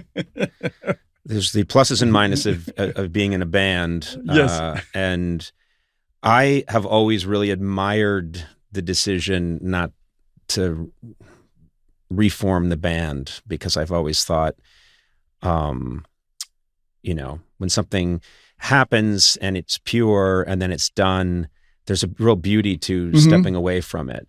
Is that how you have felt? I love collaborating with people, but being with a band is, I have to say, it's really wonderful. You're like a family. You're like a little team, a little army, all those kinds of things. But then after a while, it gets all the kind of negative stuff in a family is there, as well as the positive stuff. Right. Who took my toothbrush? Yeah. Do you have to chew like that? Yeah. I think it was Lorne Michaels said to me once, he was describing, I don't know if it was Rowan and Martin or some famous comedy team, but he said, when you're down and out and you're working your way up in the clubs, you look at your partner and you think, thank God he's up here on stage with me at this dive. But then when you hit it the huge big time, you look over at that guy and you go, what the hell is he doing here? It's just human nature, but also things run their course. Things run their course. Did you ever work with a team like that? No, I mean, I've always been very collaborative. I started out as a writer, and I was a comedy writer for a long time, and that was very collaborative. And I enjoyed that. But I also started to, when I started performing, I found that, I'm kind of a control freak. And it's easier when not everything is a collaboration. So it's the yin yang. It's, you want it to be the way you have it in your head. You want to hear it the way you hear it in your head, whether it's comedy or music. And it's a struggle. It's a struggle the collaborations are great, but then there's those moments when you think, can I just tell everybody exactly what to do? And then, of course, you're Mussolini, yes, who did not make it in comedy, by the way. I remember being like that at various points, being a control freak and saying, it has to be this way, and we're going to do it again. Yeah. And years go by, and I realized, whatever the phrase is, you catch more flies, you get more something with sugar, or whatever it might be. Flies go into sugar and die. Wait, yes. Honey can cover sugar. No. So, yes. I'm not making this any better. But it meant, I know what you're saying. It's supposed to be you catch more flies with honey than vinegar. Something like that. So I knew that. Now I'm a control freak. We've got to get this right. Yes. So there's a fly. Okay, I'm sorry. I would like it if we just completely broke down over this, got into a fight, and then you left. It was over this saying. I'm going to go look this up. Yeah, exactly. I'm going to the New York Public Library. Why don't you use your phone? I want to go to the library. I don't trust the internet. It's stealing my soul. this is just apropos of nothing, but just because you mentioned that, are you kind of a Luddite? Are you comfortable with technology? Are you comfortable with internet, phone, or? I use it. I use the internet. I have a mobile phone, of course, but I'm not on social media. Right. I'm kind of suspicious of what that does to people. There's other things that I'm kind of suspicious about. That the big tech companies know so much about us and therefore are kind of manipulating us in various kinds of ways. It sounds, the way I say it, it sounds like science fiction, but it's more like manipulating you to stay on their platform and buy stuff that you don't in subtle ways. Yeah. Do you ever use a typewriter? Yes, I have, but I don't use it anymore. I know we all did use a typewriter. I still use a typewriter because I love the look of them. The same way I love the look of a guitar, I also love the look of certain kinds of typewriters, and I love having them around. And there is a little niche cult out there of people like me that still type people letters and put them in the mail. I'm sure people love getting a letter. They love getting a typed letter, even if it's quite abusive. I've written the creepiest, most abusive letters. People are like, you type this? This is incredible. But I don't know. You seem like you would maybe fall into that pocket of sometimes, you want to ride a bike. You want to keep it simple. Yeah, to some extent. To some extent, I feel like, enjoy your life, and you don't have to. You have to obsess over all this stuff. So I want to talk to you about Here Lies Love, which is this project that you've been working on for quite a while. And now it's going to get its premiere on Broadway. Finally. On July 20th. This is what fascinates me is the inspiration for this, or the starting point, was your interest in Imelda Marcos. Exactly. Now tell us how, because that is not, again, I have learned to expect the unexpected from David Byrne. But when I say it's going to be a musical and it revolves around Imelda Marcos, I think that is not, I can't say after that, that old idea again. Another musical about Imelda Marcos, please. Yes. Yes, all those songs about shoes. So where did this come from? How did this germinate? It goes back before that. Not very often, but a few times I went to discos when there was a live act playing. Mm-hmm. And a live act playing in a disco meant they would come in with a little tape with their backing tracks, with their music on the tape, put it in. So it was like a karaoke thing. It'd be like Grace Jones or Gloria Gaynor or Frida Payne or different people who had hits in those days. They would stand on a little platform, the tape would play, and they'd dance around and sing live, but the music was pre-recorded. And I thought, that's pretty nice. It's a really short set. It's like 15 minutes because they don't only have maybe 2 hits.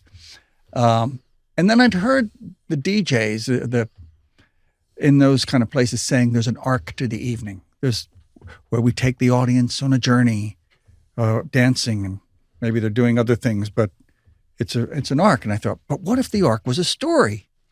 What if you could tell a story using those songs that they're singing? I just filed that away. And then when I read that Imelda Marcos, the former First Lady of the Philippines, loved going to discos. She had a mirror ball installed in her New York townhouse. She turned the roof of the palace in Manila into like a dance club. Mm-hmm. I thought, here's a kind of somewhat eccentric real life person who has created that, who lives in that world. Yeah. Maybe this is the person whose story could be told that way. So I started doing research. And what did you find out about, for the longest time, she was held up as this, if you don't know much about people, you just know the caricature about them. But did you become more sympathetic at all to Imelda Marcos the more you learned about her, or no? Oh, yeah. I think anybody who's writing about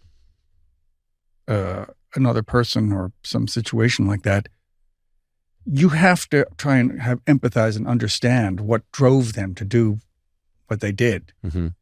If you don't, if you just say, "Oh, she's a bad person," then the story's over right there. Right. So you have to try and understand it. For her, yes, there was a story. She started off. There's a little bit of rags to riches story. Mm-hmm.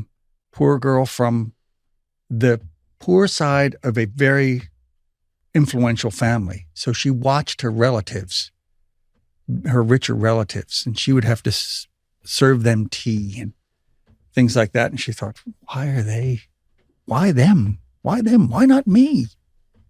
And so she became kind of ambitious and kind of clawed her way up there. She was very beautiful, won some beauty contests, married a young senator, got in there, and yeah, lots and lots of things happened after that. To long story short, she did go to a lot of discos, Mm-hmm.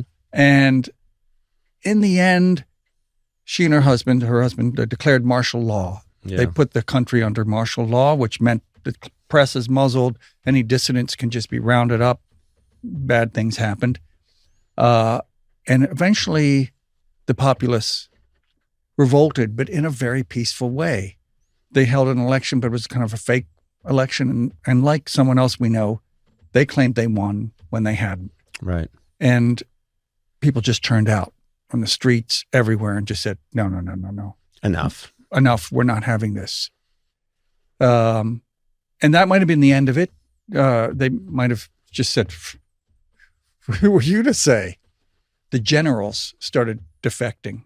And the cardinal in the Philippines, whose name was Cardinal Sin, Mm-hmm. he defected. That's almost, you can't write that stuff. It's too Yes, good. I thought, what? I'm Cardinal Sin. Yeah. Thought, oh, no, I can't say that. People will think, oh, you made that shit up. Right. Yeah. So then eventually, after 4 days, nobody got hurt. They gave up and the U.S. Marines came in and airlifted them out. So it has a happy ending. But I love the Marines came in airlifted them out as a happy ending. well, yeah, happy ending for the Yeah. people there. However, now there's other stories. The Marines airlifted her out and stopped. They said, you can go to Hawaii, Mm-hmm. and which they did. But she said, we need to stop at the PX in Guam. She dropped $60,000 at the PX on the way out. I would think, what is at the PX at Guam that's so great? I know. It's a big base, but yeah. Did she get $60,000 worth of string cheese? I wonder. Beef jerky? Yes. Spam. Yeah. So what's interesting to me is, so you have this story. Does the music then come out of the story? Is that what suggests, or how does that work? How does this symbiotic relationship between the story and the music happen creatively? Wow. And I demand you to teach it to me so I can do it. Since I was now saying, okay, this story is going to be set in a disco, Mm-hmm. and I wanted the audience to be like I would be in a disco, hearing and the performers up on little platforms on the side. So we have to have that kind of energy a lot of the time, telling the story. And so, I went to Fatboy Slim, the musical artist, and said, you have to help me do this. This is a little bit outside of my wheelhouse. Mm-hmm. We want it to really sound like dance music. Yeah. And it worked. And to me, it felt like the kind of buoyant energy you get from dance music. I thought, that must be what it feels like to be a powerful person like this, to be the president's wife, and you can kind of do whatever you want. I had a friend that saw a showing, previous showing of it, and called me and was completely blown away. Just said this was the greatest experience, and it was immersive, and it was fantastic, and the music was great. And so I'm really looking forward to it. I'm and I don't want to pay for a ticket. That's the other reason I had you on. Well, there's people can arrange. We can arrange that.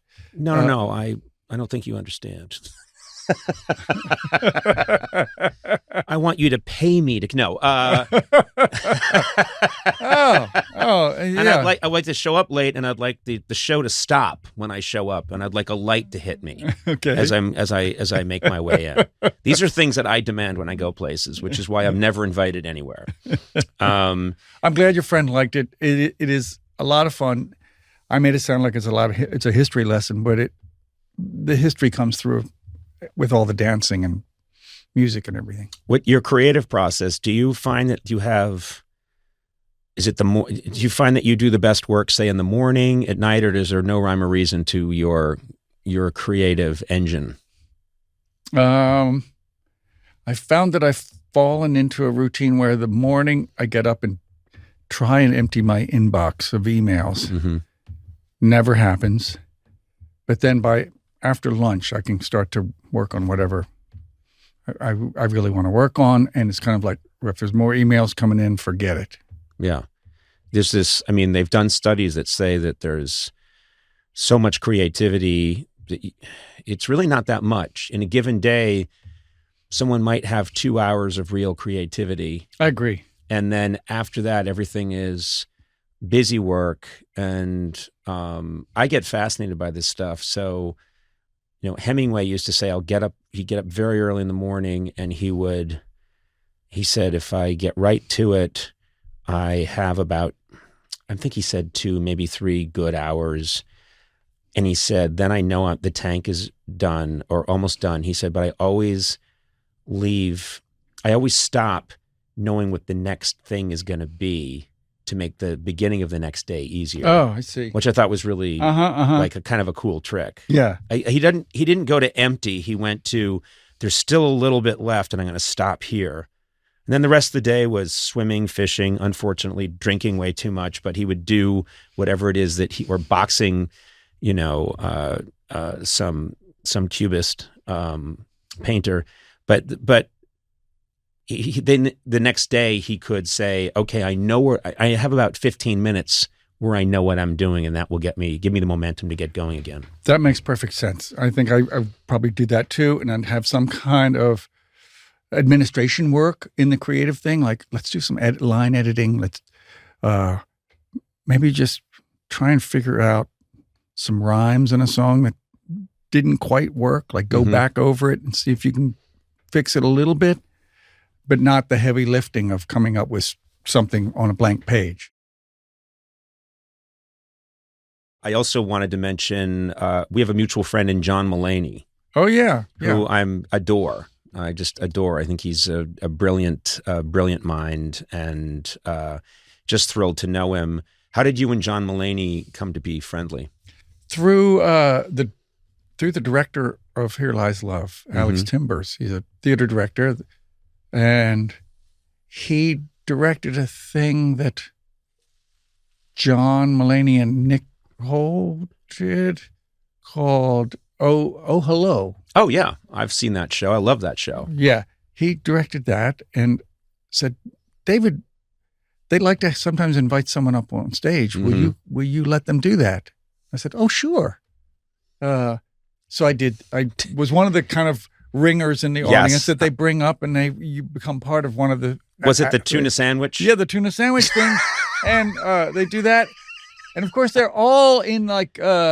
wigs and prosthetics and all kinds of stuff. So I have to say that I got a little confused. I thought, which one's John? Which one is Nick? Which one's Nick? Which is John? Yes. No, it was a surreal moment of my life too, which is it was a really funny show. Those are both brilliant guys. And then the same thing. They heard I was in town. They said, would you come and be the stooge that sits in the audience and gets called up? So I got called up, and they're both dressed as these old men that are obsessed with Steely Dan and live on the Upper West Side. And it is the most specific kind of comedy. And then, of course, there's this bit that they want you to participate in where they lure you into mentioning this tuna sandwich. And wouldn't you like some of this tuna sandwich? And it is one of those moments in my life anyway, and there've been many, I'm sure there've been many in yours, where I leave my body and I observe what's happening. And there's part of me that thinks, you have a very odd life at this moment, Conan. You're up on stage. It's Mulaney, Kroll. They keep referencing Steely Dan, and they're trying you to mention tuna fish sandwich, and we're at a Broadway theater. I don't understand what's happened to my life.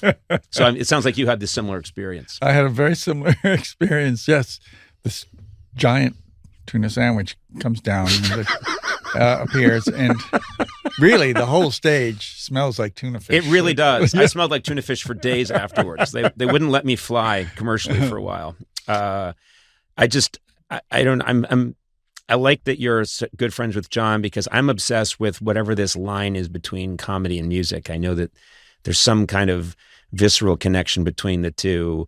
I've always been in comedy, but fascinated with music, and tried to play music and been frustrated, and always thought the grass was always greener. The last kind of show I did, I wasn't exactly stand-up, but there were quite a number of parts in the show where I would just talk directly to the audience. Right.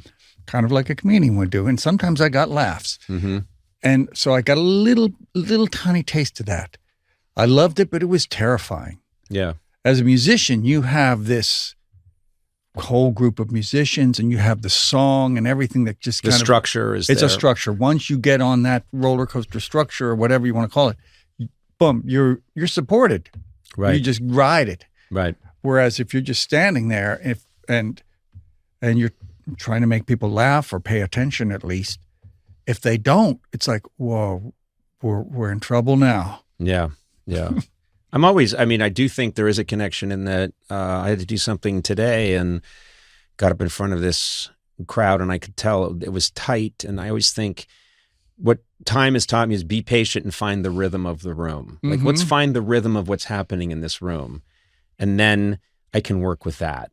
And I imagine that it's somewhat similar in music, where you need to, where are these people now that we're playing for, and how do we connect with them? So when you find the rhythm of the room in that way, do you then go, oh, I have to completely change what I was going to do? I'm going to jump and do this other thing. Well, I love mistakes. It's just joyous. I mean, I grew up watching Johnny Carson tell a joke that would bomb on The Tonight Show, and I would see his eyes kind of there's gleam in his eye, and then he would have, there's one segment I really loved where he told a few jokes in a row that didn't work out well, and then he reached up and there was a microphone hanging above his head that was catching. He wasn't laved. He was done with the boom, and he grabbed the boom and pulled down and said, is this thing on? Is this working? And then said, Walmart, clean up in aisle 5, into the microphone. And he was basically just calling out the fact that his routine was not going at all well that night, and having fun with it. And I thought, that's the monologue I remember. And he probably got a huge laugh. Huge. I have a question. I have a friend who often tells me, David, don't laugh at your own jokes. Mm-hmm. And I've tried to stick to that, but sometimes I can't help it. It'll tickle me, and I'll just start giggling at my own jokes. Now, sometimes I find, like, if I'm in front of an audience, they love that because it's whatever breaks the fourth wall or whatever, yeah. And they're in on it. Yeah. Other times it's like, he's just having fun by himself. We're not included here. I disagree with your friend violently. Whoa, okay. If he were here, I would fight this person. Like, I don't, sometimes if I'm laughing at my own joke, I'm the only one laughing. Yes. But at least there's someone there enjoying it. And and people around me will say, "Oh, Conan, you're cracking yourself up there." But I'll say, "Yes, I am." And I'm only on this earth for a little time, and I'm delighted with myself at this moment, and I don't care that none of you are. I want to make sure that I let you go on time because I know you are an important man with places to be. But you. This has been a real joy. It's been a joy and an honor. I want to make sure I get the word out that Here Lies Love premieres July 20th. We're in previews before that, Right. That means we're still getting some bugs out of it, but it's the full show. And on the night in which I come, I will show up late. The show will stop. A spotlight will hit me, and I will slowly walk to where I'm going to be seated, standing, and then the show resumes. That's right, and we'll have some shoes for you. David Byrne, this is like my dream come true. Thank you so much for being here. Thanks for having me. This was fun talk. This is a lot cool. of fun. Thank you. To be fair, I got to point out the reviews when the album came out, universally, almost without exception, were glowing. I mean, people really, the critics, whatever that means to you guys at the time, thought it was fabulous work. Bad reviews sting. I wouldn't know. Yeah. Never a bump in the road. I hear an echo. Yes, they do. Those fabled electrical audio acoustics is what you're hearing. Yeah. No, but it was appreciated when it came out. And of course, one of the difficulties is that once Kurt died, everybody had to go back and parse through In Utero and read lyrics like they're tea leaves leading you somewhere. Yeah. And that feels like a recipe for incredible bullshit and misunderstanding. You can do it with Soundgarden lyrics too. But, Yeah, it's strange. When we were making the record, we did all of the instrumental tracks first. I don't know if Kurt sang any of the songs live. It was all just the three of us doing the instrumental tracks first, live in a room, without really having ever heard what Kurt was going to sing, or even how he was going to sing it, like his melodies and patterns. That most of these things I just listened to them as instrumentals. So it was always exciting, like a mystery, knowing like, oh, he's in there singing this track today, and wondering what it was going to sound like when he was finished. And one of Kurt's amazing abilities was not just that he was a great lyricist, but he had a really specific kind of signature melodic turn of phrase. So he always braided really two simple lines together, I think, in a way that was almost unpredictable. And he would go from like maybe a gentle voice to a scream, or maybe a minor key to a major, but he would do it in this way that was like really beautifully patterned, which I always thought was really cool and really simple. Ultimately, most everything that he did, I thought was simple, but really smart, Anyway, so you would hear these things as they came back, and you would hear, for the first time, his melodic idea, but also the lyric. And every time I would hear it for the first time, I'd think, that's just odd. That's unusual. It's a weird, what a strange thing to say. What does that mean?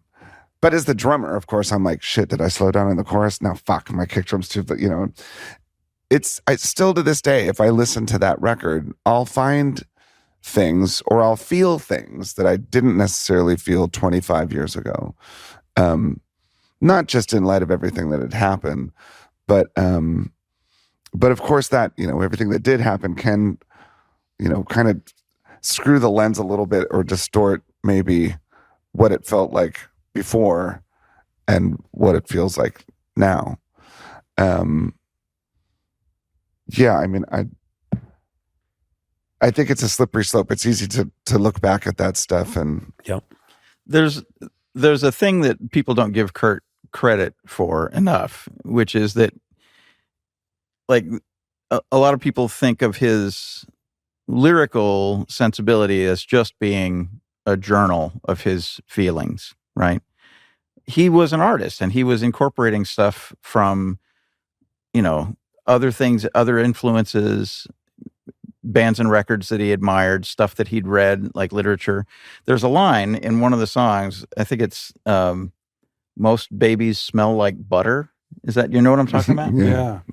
And I was like, what a weird observation. Did you like smell a baby? And like, he just had a kid, right? And I found out that was a near direct quote from a book that he'd read about a guy who had this sort of sensory experience of the world that was abnormal. And, Scentless Apprentice. Yeah, Scentless Apprentice, a track on In Utero. Mm-hmm. Yeah. And, and then like he's from Seattle, and Francis Farmer is a tragic figure, a local person to the Seattle area. Like a lot of lore involved in there had been recently come to light a lot of the sort of manipulative stuff that had been done to her during her career to try to manage her career. Yep. Like you can see that there are parallels there where there, like he may have been feeling pressures from outside people trying to manage his artistic expression for their benefit, and seeing a parallel between his life and Francis Farmer's life, and then using her as a figure, like, and it's such a great title for a song. Yeah, and that image of leaving a blanket of ash, burn all the assholes and leave a blanket of ash on the ground. But and also, it felt like a little bit of a reaction to. I read somewhere once, I think, that there were so many just one name songs, and that Kurt was really interested in like going the other way. So Frances Farmer will have her revenge, or the ghost of Frances will have her revenge on Seattle, just as this, or as a radio friendly, shipping unit. These were attempts to say, I'm reacting to this cute moment we're in where everything is just one word. And he was aware of that as a trope, and he was playing, and he played with it. There was one song he wanted to call "Gallons of Rubbing Alcohol Roll Through the Strip." That's right. Yeah, we had that jam. Yeah, we did that. And is there much?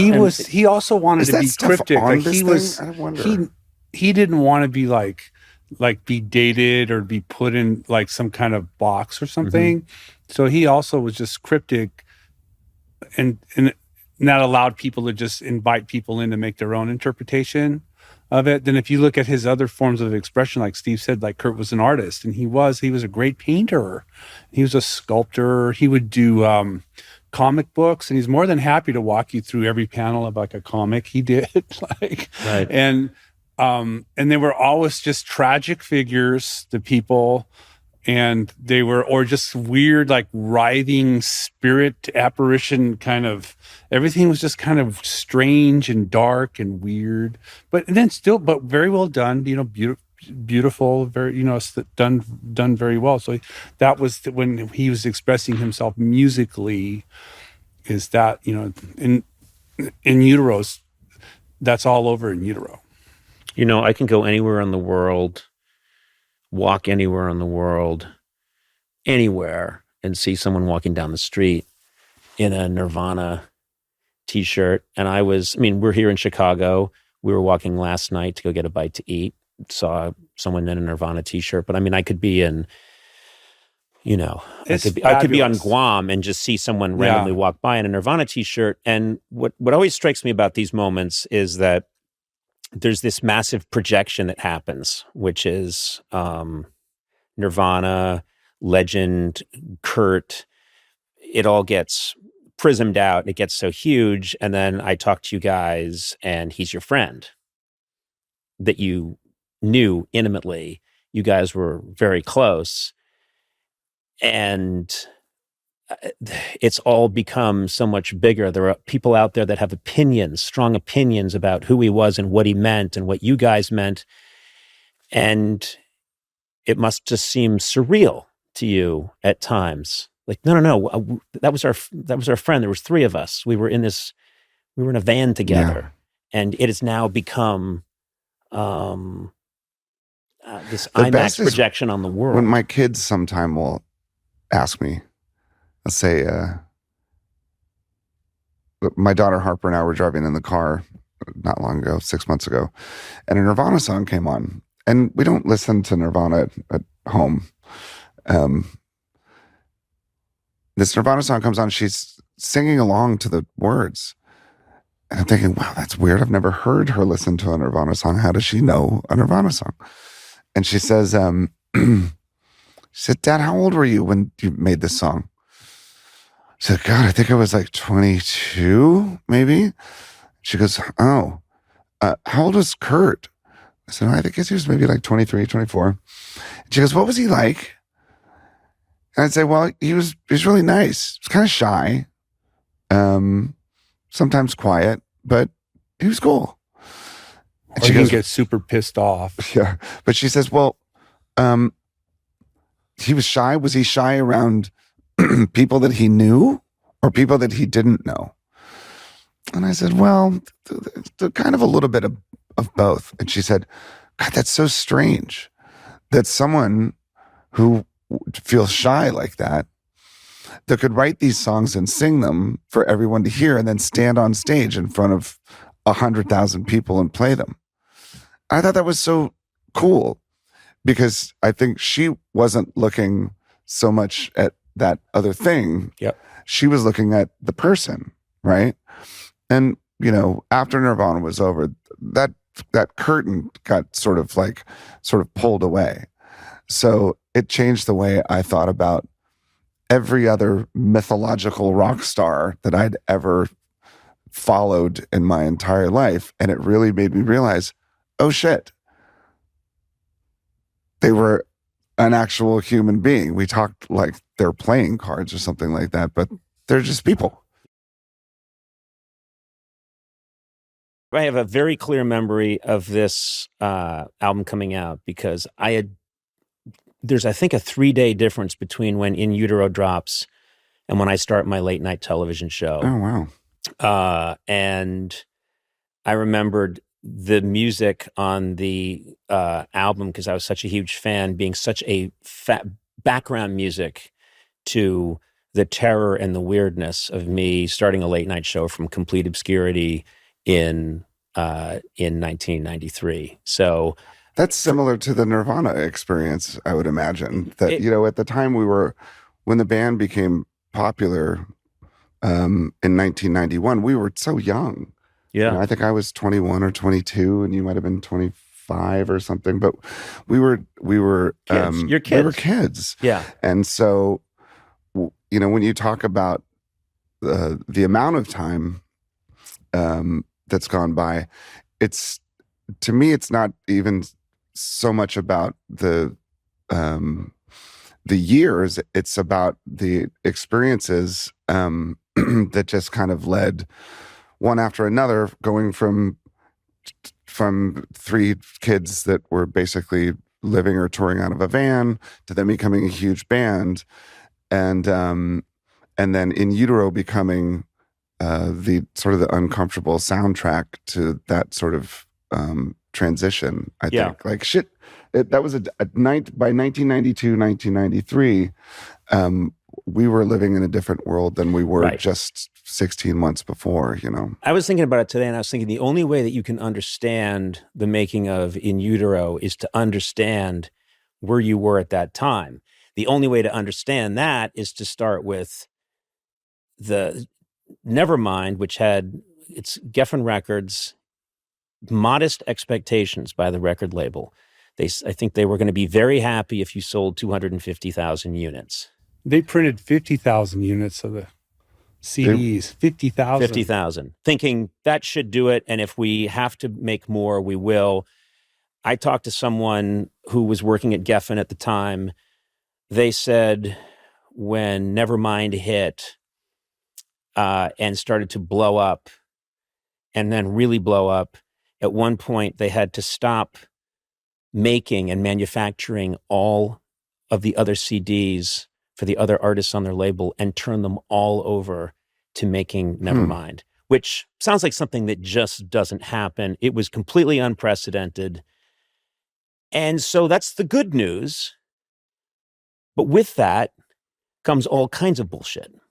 Well, you mentioned time, Conan, and so like personally, that was 30 years ago, but that time from when Nevermind released and then Kurt died, what happened in that span of time feels like it was 10 years. Yeah. It was so much going, there was so much intense. Yeah. I was just thinking, like, for me, it took my entire childhood to prepare me for adolescence, right? And then it took my entire adolescence and young adulthood to prepare me for being gainfully employed and independent as a person, right? So like you have a long runway for like the major stages in your life. And like Nirvana went from being couch surfers to being the biggest band ever in the world in a span of about 18 months. You guys are responsible for an industry. And the thing that occurs to me is that fame, money, success is great news for a lot of artists in the business, and a lot of music artists. If you come from the punk world and you are religious adherents to the punk ethos, which you guys were and Kurt was, success is tricky because there's so many artists, if they make a lot of money, go out and get a Bentley. Jesus, the Beatles were very comfortable going out and getting a Rolls Royce and painting it. It was either that or paying 90% taxes. Right. Okay, well, that's a good point. I hadn't thought of that. And we're going to do a second one when we get into taxation. But what I wanted to point out was there's a whole culture of, yay, we made it, and we throw money around.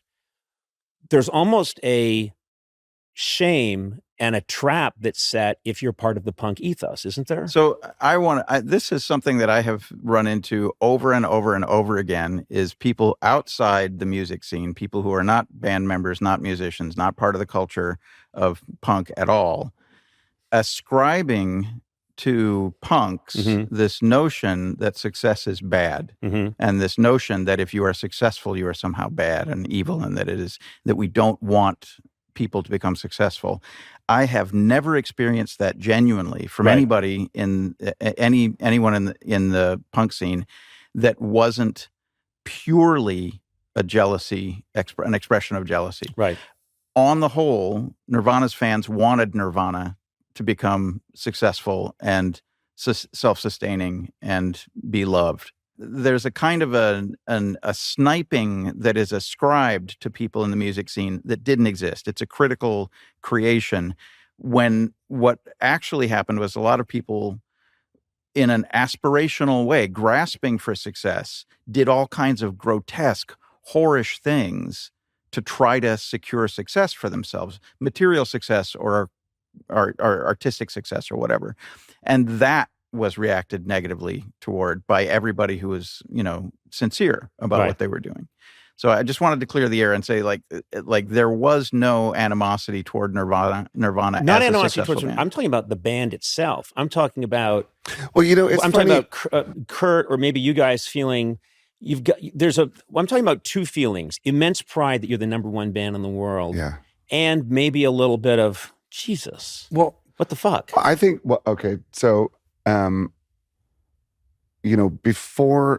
Before we made the record Nevermind,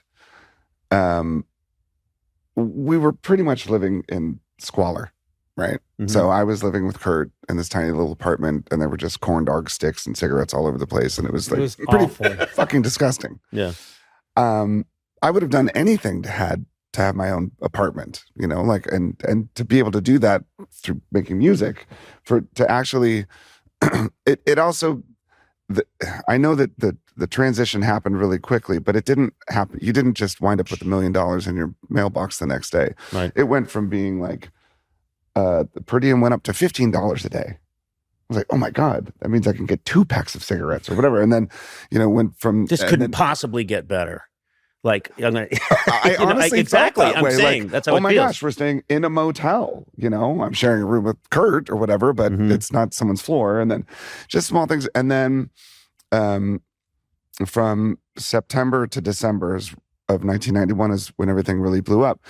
And I really didn't feel conflicted or any guilt or shame in knowing like, oh, I just paid off my mother's house. Yeah. Or I bought my mother a car. Or now I can afford to, buy a new pair of shoes or whatever it was. I didn't.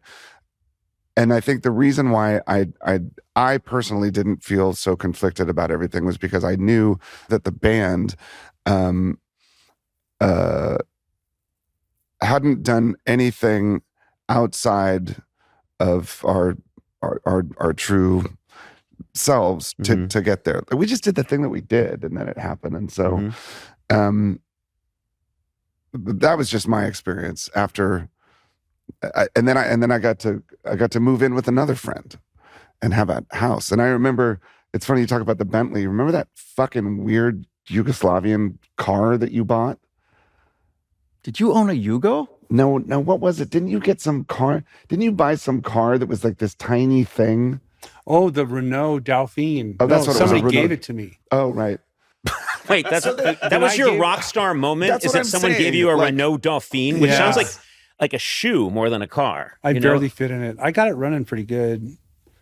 But yeah, I mean, of course, we didn't go straight to the Bentleys and stuff like that. But I mean, I was very happy to have finally been able to really support myself as a musician. It's been 30 years, and it must feel good that this work stands the test of time. Well, it does feel good. We'll come back in the 50-year anniversary and see what kind of what we have to offer. Yeah, and it's great that people are interested and that we have the opportunity to do this and to like add. There's vinyl and there's live shows, so you won't be tracked or have a cookie put on your consciousness. And you can just put the tone arm down on a piece of vinyl and listen to Nirvana live in Rome or Los Angeles or Seattle, and it can capture your imagination. You're invited to come inside that world and experience that show. So, I'm just happy to have the opportunity. And you said that you don't play Nirvana at home. No, is this going to be an exception, do you think? No, I mean, the cool thing about being a musician for a long time, making a bunch of records, is that you eventually start measuring your life not in like increments of time or whatever. It's like albums that you've made. So if you ask me about a particular record, a Scream record or a Foo Fighters record or whatever, I'll immediately know what year it was made. And I remember almost everything about where I was and who I was at that time. So when I think like 30 years ago, what's that even mean? 30 years. But if you say 1993, everything comes back. Yep. And then when you listen to it, to me, it's almost like these, they're sort of like sonic snapshots, like in a photo album or something. And so when I hear the music, it brings back a lot of personal, vivid memories of just stupid shit. Like I remember that jacket that I had, or that stupid hat I bought in North Carolina, or the sock full of mashed potatoes that fucking Steve put in my Steve suitcase snuck a and that sock leather full of coat mashed. I felt bad when that got ripped off. I know, I was so sad. But things like that. But then also, again, I refer to my children a lot because they're discovering music in the same way that, well, differently than we did then, but sort of emotionally in the same way that we did at their age. and to see their reaction to this music now is really fucking cool. Actually, we did this charity benefit thing once, that Art of Elysium thing that we did a long time ago. And we got asked to play this thing in Los Angeles, or they asked the Foo Fighters to play, but we couldn't make it. And then the person who was putting on the show said, well, why don't you just play acoustic? I'm like, fuck, man, I don't want to do that. But so I thought, you know what, maybe I'll call Chris and Pat and see if maybe Joan Jett will come up and we can do some Nirvana songs, or maybe someone else is there, whatever. So we were thinking about people to sing. And then I don't know who brought it up, but maybe it was you that said, does Violet want to sing a song? Or maybe it was Pat, my daughter Violet. And I saw this. Did you see it? I think there was footage of it. Yeah. And so I was like, well, I'll ask her. And I said, hey, Vi, she's an incredible singer. I'm like, and she really likes Nirvana. At the time, I think she was maybe 14, probably 14-year-old girl. I said, you want to sing a Nirvana song? She's like, yeah, absolutely. And I said, which one of all of them, not just this record, of all of them. And she picks Heart-Shaped Box. And my first reaction was, what have I done to my kid to fuck them up so bad that this is the song they want to sing? But seriously, I was very proud. Yeah. And what I realized is kids these days, there's like this window in between the ages of like maybe 10 and 13 or 11 and 14 or something like that, where almost every kid goes through a Nirvana phase. And it's for a reason. And I think it has less to do with the sound. I think it has more to do with what it means. Because I think it means the same thing today to those kids as it did when we released it. Yeah. So that to me is the coolest thing. And selling a lot of t-shirts. Yeah.